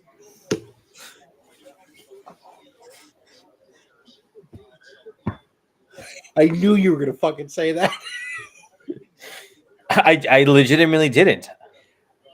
I still use them once in a while. Like I'll take them out from the library, rip them, and bring them back like the next day, just because I don't actually want to like buy music, especially if it's like older stuff. Like if it's something brand new, I'll go out and buy it, online. I mean, I won't stream because I get very limited data with my phone, and I like only having a $14 a month plan. Hell yeah. Does Indigo hear that guy from Alabama, Turner? That's the edge rusher I was thinking was going to go to Denver. I could see a possibility of that. I mean, Turner, I would love to fall into the lap of the Rams at 18, but hello. But otherwise, that guy that you're talking about from Oregon State, Troy Fautanu or whatever his name is, Mike, is that what Wanu. Wanu? Okay. Well, the kid from Oregon State just went off the board to New Orleans. Well, there's another guy that I was looking at right now on my phone. Well, Fuanu went to the Jets. Fuaga went to The Saints. the Saints.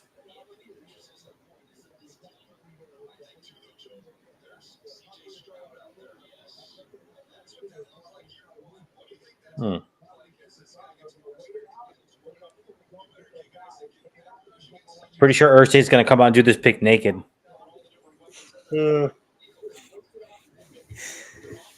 So gross.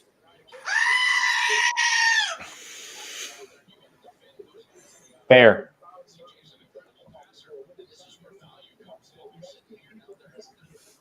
Pick is in for the Colts. Speaking of Irsay,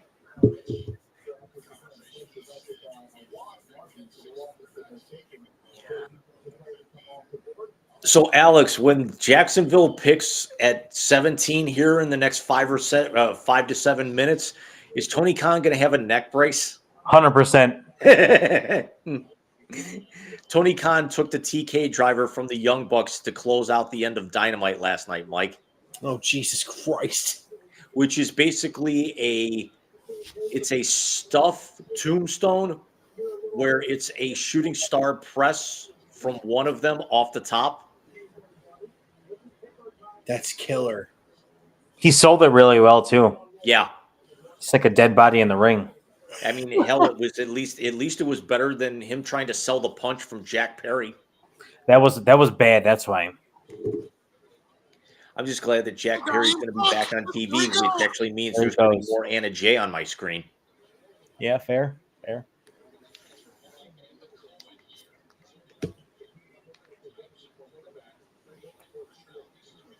Oh my Lord! It's like we sat here, we talked all this stuff about the mock drafts last week, Jim, and no one has been right. Yeah.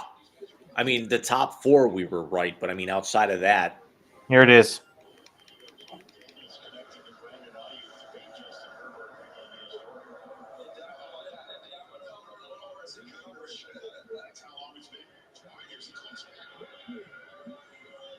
With the 15th pick in the 2024 NFL Draft, Interesting. the Indianapolis Colts select Latu Kibetebe, UCLA. this kid is a stud. The kid from UCLA. Yeah.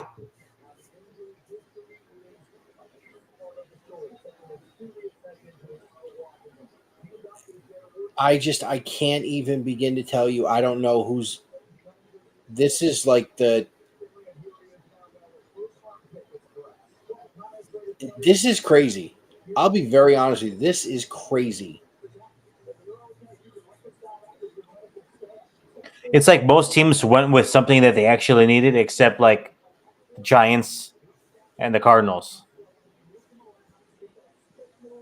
Yeah, but that was a case of, best player available at that point. And I guess when your needs are infinite, what sense does it make anyways? Yeah. Because the thing is, the Giants' biggest need would have been quarterback, but they're not going to go out and draft a quarterback when you're still paying, the one that you have under contract, $40 million over the next 3 years. That's incredible how bad he fleeced that team. Yeah. What did they see? They saw Peyton Manning's quarterback coach liking the guy, and that's it. Jesus. What a sale. Hey, look.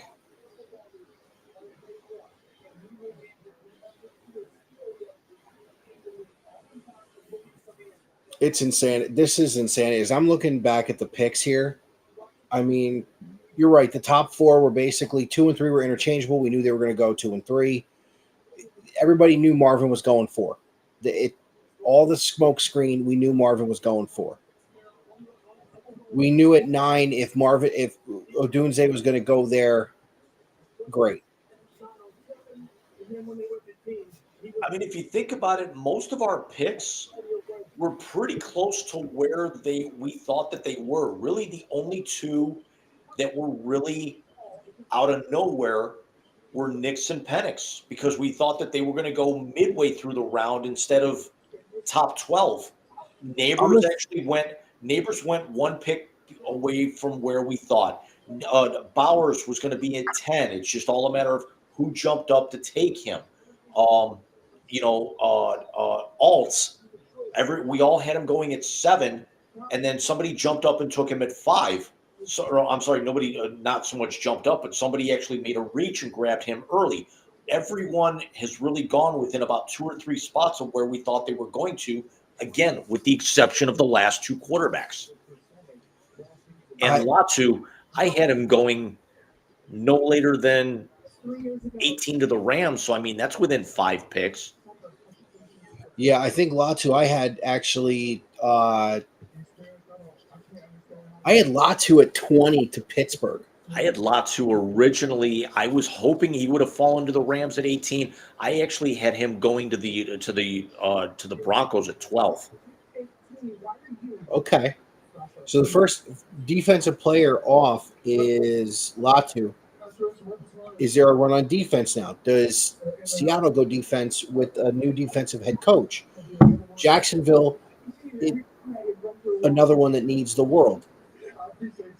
Cincinnati better find a friggin' offensive lineman. I think you're right. I think this is where we're going to see more specifically linebackers and defensive ends, because I don't think you're going to see the cornerbacks start moving until you get around Dallas, Green Bay, Tampa, Arizona on the back half of the round. I want to say that's like 24 through 28.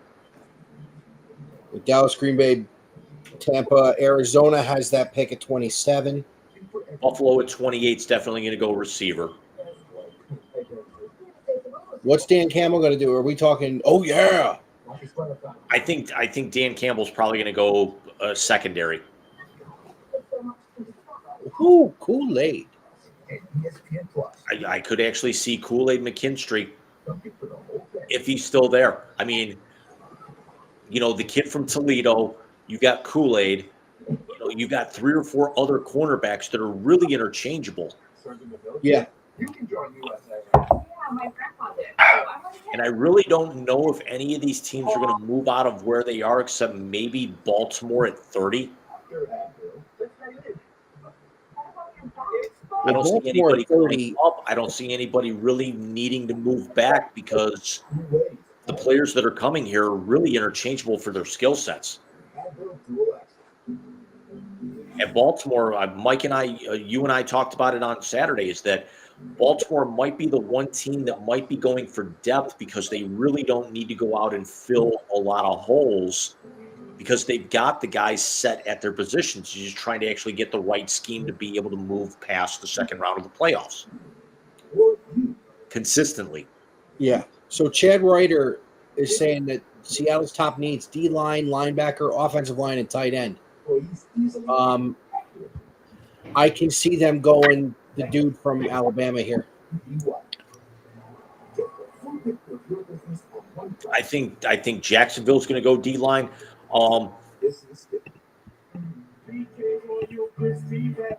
Let me pose this question.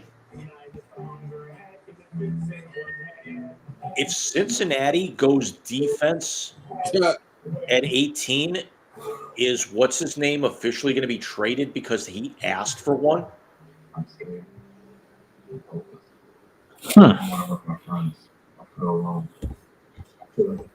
I said it in 21 when you and I were on, Alex. Yep. I said it in 22. I said it in 23. I'll say it in 24. They need offensive fucking linemen. If they don't take O-line in the first round, If I'm Joe Burrow, I'm asking the question, do y'all fucking hate me? It's not a bad question, quite honestly. I mean, it's true, but if Trey Hendrickson wants out, that's an all-pro defensive end you got to replace, and you got position here in 2 picks to be able to go out and get one who could definitely start on day one.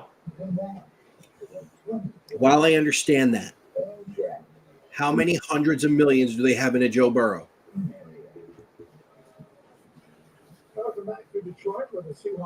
True. I mean, you're completely right. I mean, this is actually where I think they might be a little bit more of, we thought that New Orleans was going to be the one who's kind of in a pickle, and then Rappaport came out with that information about their tackles. It's, Seattle is going to go fill a need. Jacksonville's going to fill a need. Cincinnati's in a rock and a hard place because they're going to either lose out on a really good offensive lineman or they're going to lose out on a top 5 defensive lineman in this draft.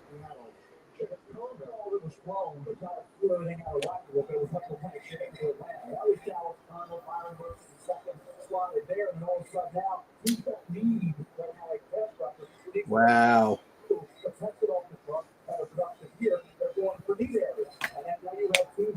Twitter's got it.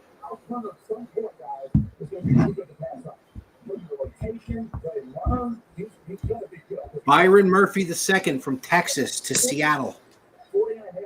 The D tackle. I like it. I do too. I mean, that's one of the things that Ryder said that they needed. And it's a defensive head coach now. Somebody tweeted out a picture of Dennis Quaid and Jamie Foxx from Any Given Sunday. It says Kirk Cousins and Michael Penix next season. Jesus.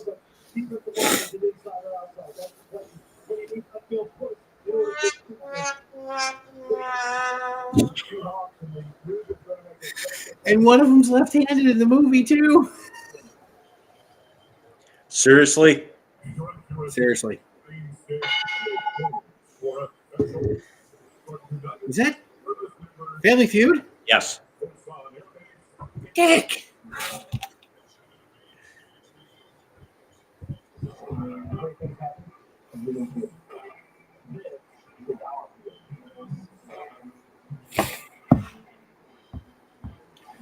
Jim, with this break in the action and Alex needing to hit the hay, as it were, and I don't think you and I were going much past 2 hours anyway, right?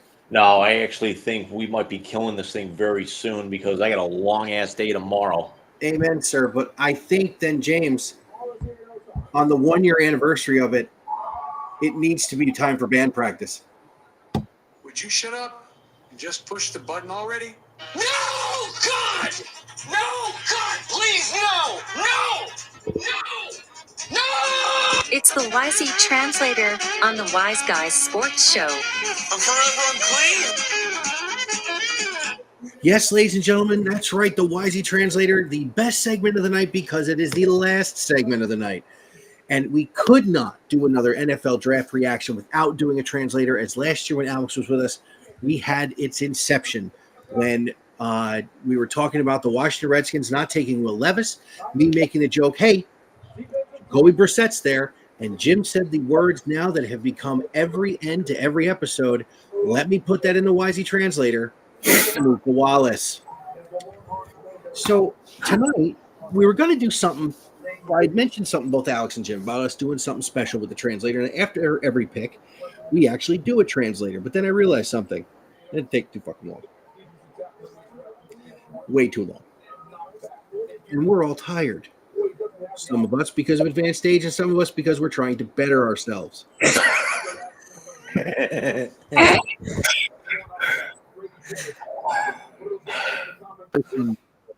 Their name in the translation. Alex, I'm going to go to you.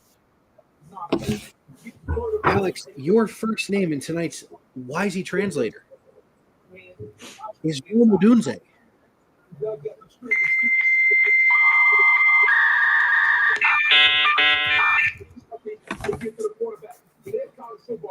He thought he was getting Caleb again.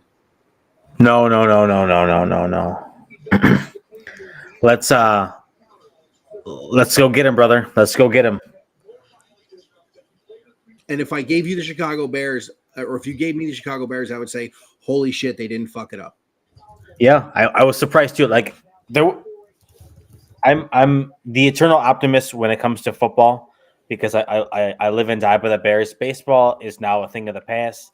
That can go away. I saw their forever. fucking record, dude. I did not know it was that bad. Oh, Mike. Just please let the 62 Mets have the worst one. No, you know Leave what? that for me.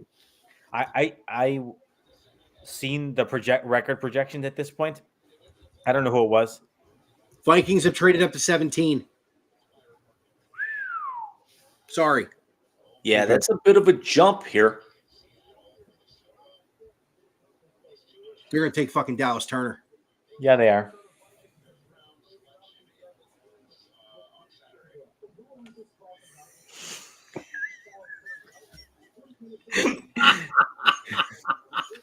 Have you heard this dude he's referencing? He goes to games and he heckles guys, but it's all hilarious. Yes, I have. I still, Jim, I like the crikey. It's the Puerto Rican shedding his skin. That's still my favorite. Dude, the sunburn I got from being in Florida, I was the whole head peeled. Oh shit!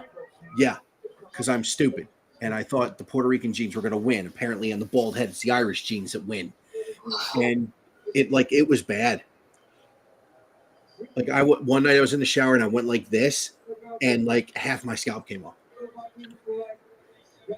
It was terrible. This dude. Hey, David! I bet you think crab apples are made with real crab! You bum! Hey, Yeah, I've definitely seen that guy. He's like the verbal version of people who used to go to no washcloth or nothing, dude. Just use bare hands. Hey, Enrique! I bet you only have one towel in your bathroom! You bum! No washcloth. So good. That's crazy. What did we say? It's going to be a run on defensive players. That's third. That's 3 in a row, and all on the D line.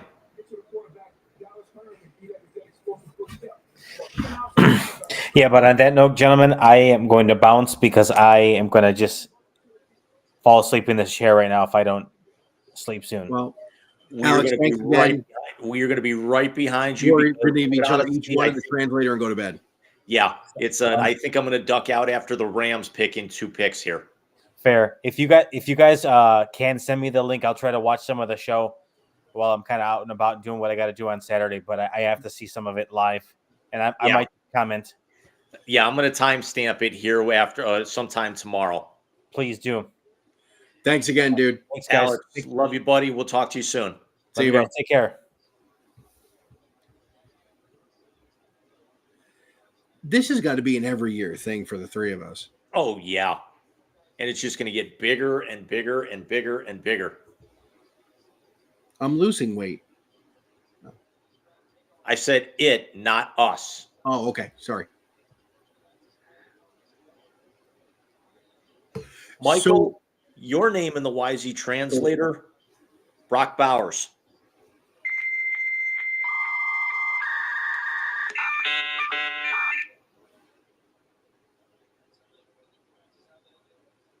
May Gardner Minshew throw you many touchdowns. There's people saying they're going to take Rattler tomorrow.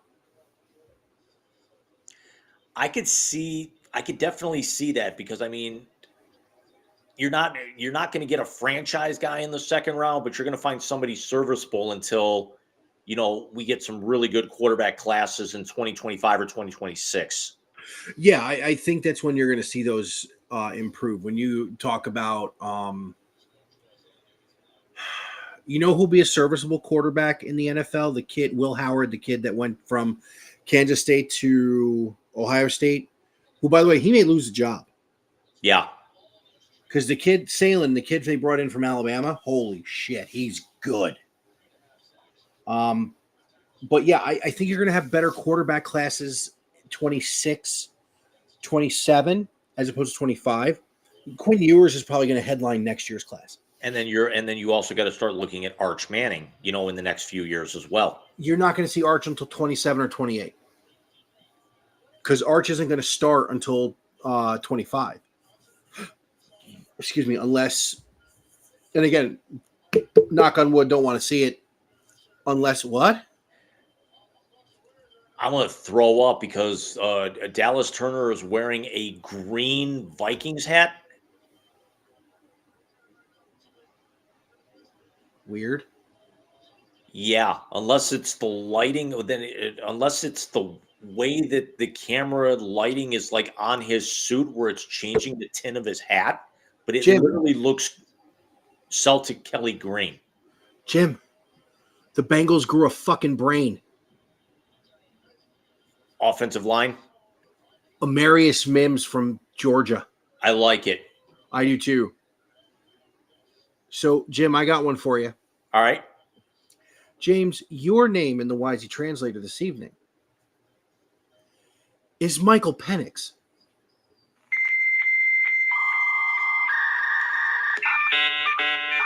It's going to be very much like how Flacco was this year when the guy who is starting there is getting overpaid and underproducing. How long until you pull the string? And then what do you do next year when the guy sitting in the passenger seat is established that he should be the guy behind the wheel? Now, I'm going to bring up a name. Could they give Kirk Cousins an Ohtani type contract where they defer a bunch of money if they got to bench him? Or does the NFL's CBA not let you do that? I think you're only allowed to kind of defer it for 1 year with that, but I don't think you can do it in the first year. So I think they're going to be on the hook for it this year. And then they defer either in 25 or 26, even if he's even still around, because I'm not it's 4 years, 180 mil, and 100 of that's guaranteed. So you're owing him at least 20 a year for the next 4. But I mean, at that particular point, he's going to be what? 38, 39, pushing. He's 37 now. Yeah, so he's going to be 41 by the time this whole thing matures, unless he retires. And you never want to see a guy get hurt to be able to save the team money. But I mean, for Atlanta, if that happens, sure, you pay him $100 million guaranteed, and then you end up, you get how much of that back, with retirement, because you're not on the hook with it. And even if you actually defer that to signing bonus, you're going to gain even more. So I think Atlanta's in a very good position with the skill position players we talked about. Yeah. I think they're going to be the next one to make the Houston leap, but I don't think it's going to be directly this year. I think possibly next year or even in 2026. I think Atlanta's going to kind of start to outclass themselves in that division because the Carolina rebuild is going to take a lot longer than we think. We don't know how long the Tampa thing is going to stay together, even though we think it could be very good. We have to see what they do in this draft because they got the veteran leadership, but they don't have a whole lot of youth. And then who's the 4th team in that division? New Orleans. New Orleans is a mess. They are. Someone just said Jacksonville was going to, on Twitter, somebody before the trade, that the Jags are going to do something stupid and draft Kenny Omega. Who will be in Winnipeg on Dynamite on Wednesday. I'm all for that. Nice. So let's wrap up tonight with this. Of all the surprises, Penix is the one that it is obviously the biggest one. Yes. What other one which surprise did you like? Which surprise did you not like?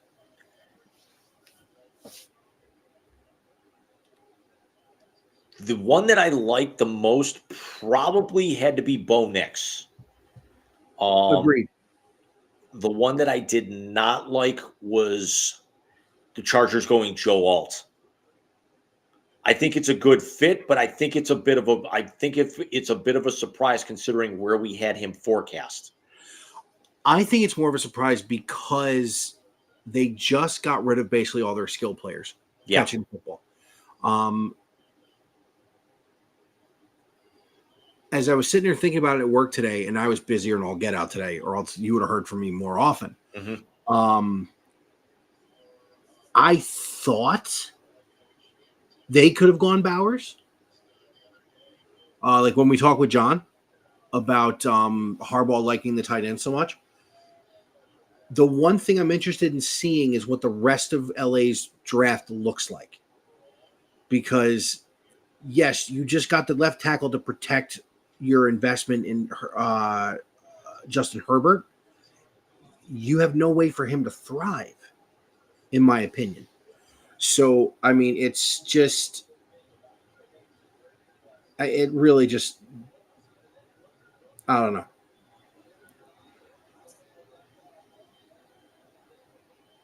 As they officially announced the Bengals selection. 18th pick in the 2024 NFL Draft. The Cincinnati Bengals select Amarius Mims. Tackle. And I'll say it again, and I'm not a Cincinnati fan. You know that. Yeah. But I like the teams that are bad that get good. 6'7", 340. Bro, this is what I'm fucking telling you. They say he's massive, he absorbs power, but he's got very limited starts. And the first highlight that they show is him pushing around Ohio State in 2022. Yeah, they didn't get much pressure on Stetson Bennett that night. Nope.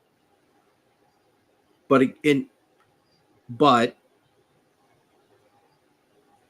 we'll see how it works. I know that Mike Tomlin loved Amarius Mims, so fuck the Steelers.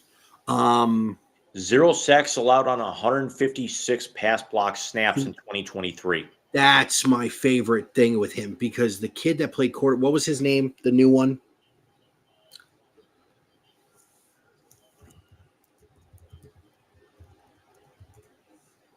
Carson Beck. Carson Beck is talent-wise head and shoulders above Stetson Bennett. They're showing Mims sitting in his living room. He's on his couch, and his head is above the people sitting in chairs behind him. That's a big boy. Just to throw a little flowers towards my school real quick. 4 first-round wide receivers in the last 3 drafts. Listen, and I'm going to say this right now. All that goes to Brian Hartline. So I'm going to stick with this for another couple minutes, watch the Rams make their pick, and then the Black and Urine Squealers are up next at 20, and we're not going to stick around and watch them. Hell no. So, Michael, next week, all the jokes come out. Yes, with it being episode 69 and us being juveniles, they will all come out. But we will have our special guest, Mr. Nick Carides, who will actually be here Thursday night. Again, Nick hasn't been on the show since that episode in 2018. That was episode 6 of Big Rican, which, by the way, I still haven't done another one. I just don't have the time. I'm trying to. I just don't have the time. You take up all my time. And then, I of am course, your second wife. and of course, with the Sporting Sith and it being May the 4th, John will be with us. And I bet you he's wearing the New Jersey. Oh, he's going to have to. Yeah.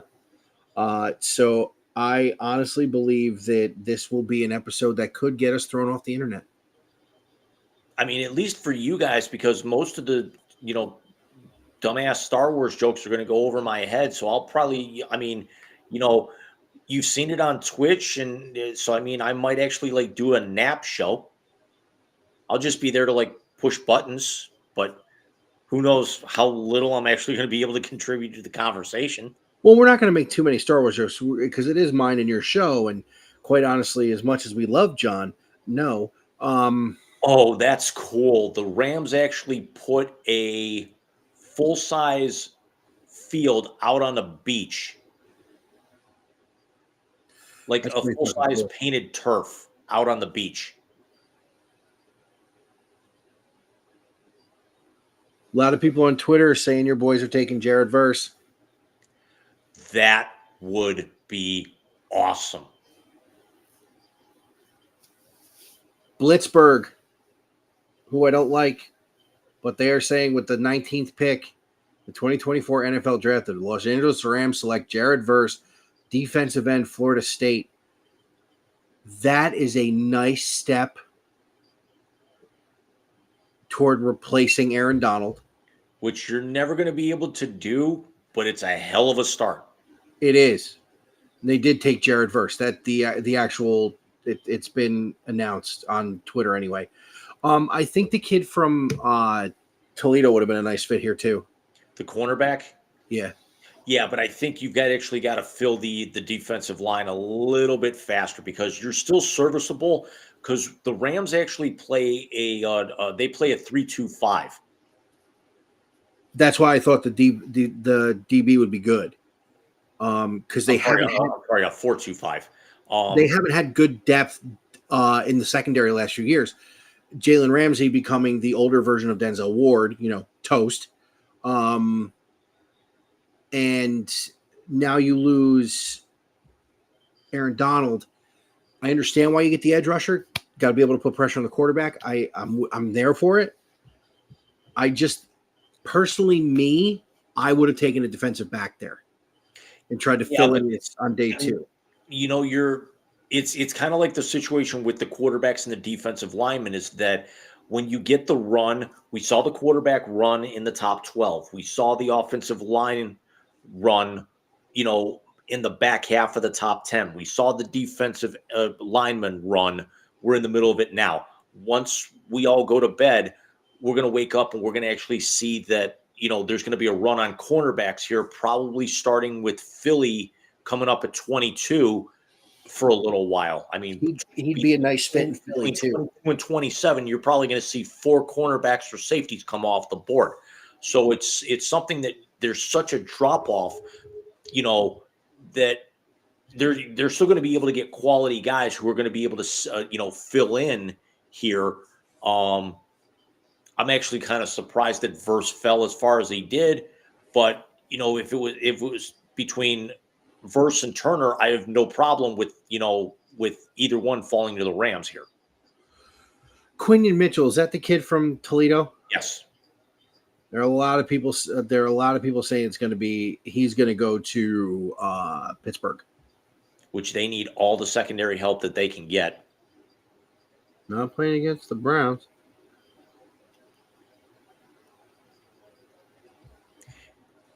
Yeah, but just wait for his first game back healthy when Nicholas Jamal Chubb is actually playing against the Black and Urine. Do you know I was asked at my meeting yesterday by several of the female managers if Nick Chubb was going to be ready for the season? I don't know if he'll be ready for opening day, but I mean, there's definitely anticipating him coming back in the first half of the season. And that's what I told him. I said, I think the beginning of the year might be tough, but then again, we've actually seen him do a lot faster. Well, it was surprising to me because when he came out to do the guitar, he wasn't limping. He did actually have his crutches. Oh, did he? Yeah. I thought he was just went up the stairs without them, but he did come out with his crutches. Okay. And the Batman cowl. Whose house? Ram's house, which Nice. Swerve took from him. So it is 10:20 here on the East Coast, and we both need to head to bed because we've had long days and we've got longer weekends coming up. Yes, we do. I'm going yard sailing Saturday and working. What are you doing? I'm having dinner with all the cousins tomorrow night. Right, Ohio City. Yeah, and then I'm not doing a damn thing the rest of this weekend except maybe living in the gym to burn off all the damn food I'm actually eating tomorrow night. Well, show my cousins what they've missed over the last few years of just how disgusting I can be when I go out to eat. I wish you luck in that You endeavor. eat all those fries? No. Well, bring him on over here. I wish you luck in that endeavor. Hey, Ollie, could you move where your tail is, bud? He can disconnect for all that matters. We're off the air in a minute. Well, we will see you guys next Saturday, May 4th, with the 69th episode of The Wise Guys. And as per always with The Wise Guys, where'd it go? Sometimes may be good, sometimes may be shit. We'll see you guys in almost 10 days now. Almost 10 days. Take care, everybody. Good night.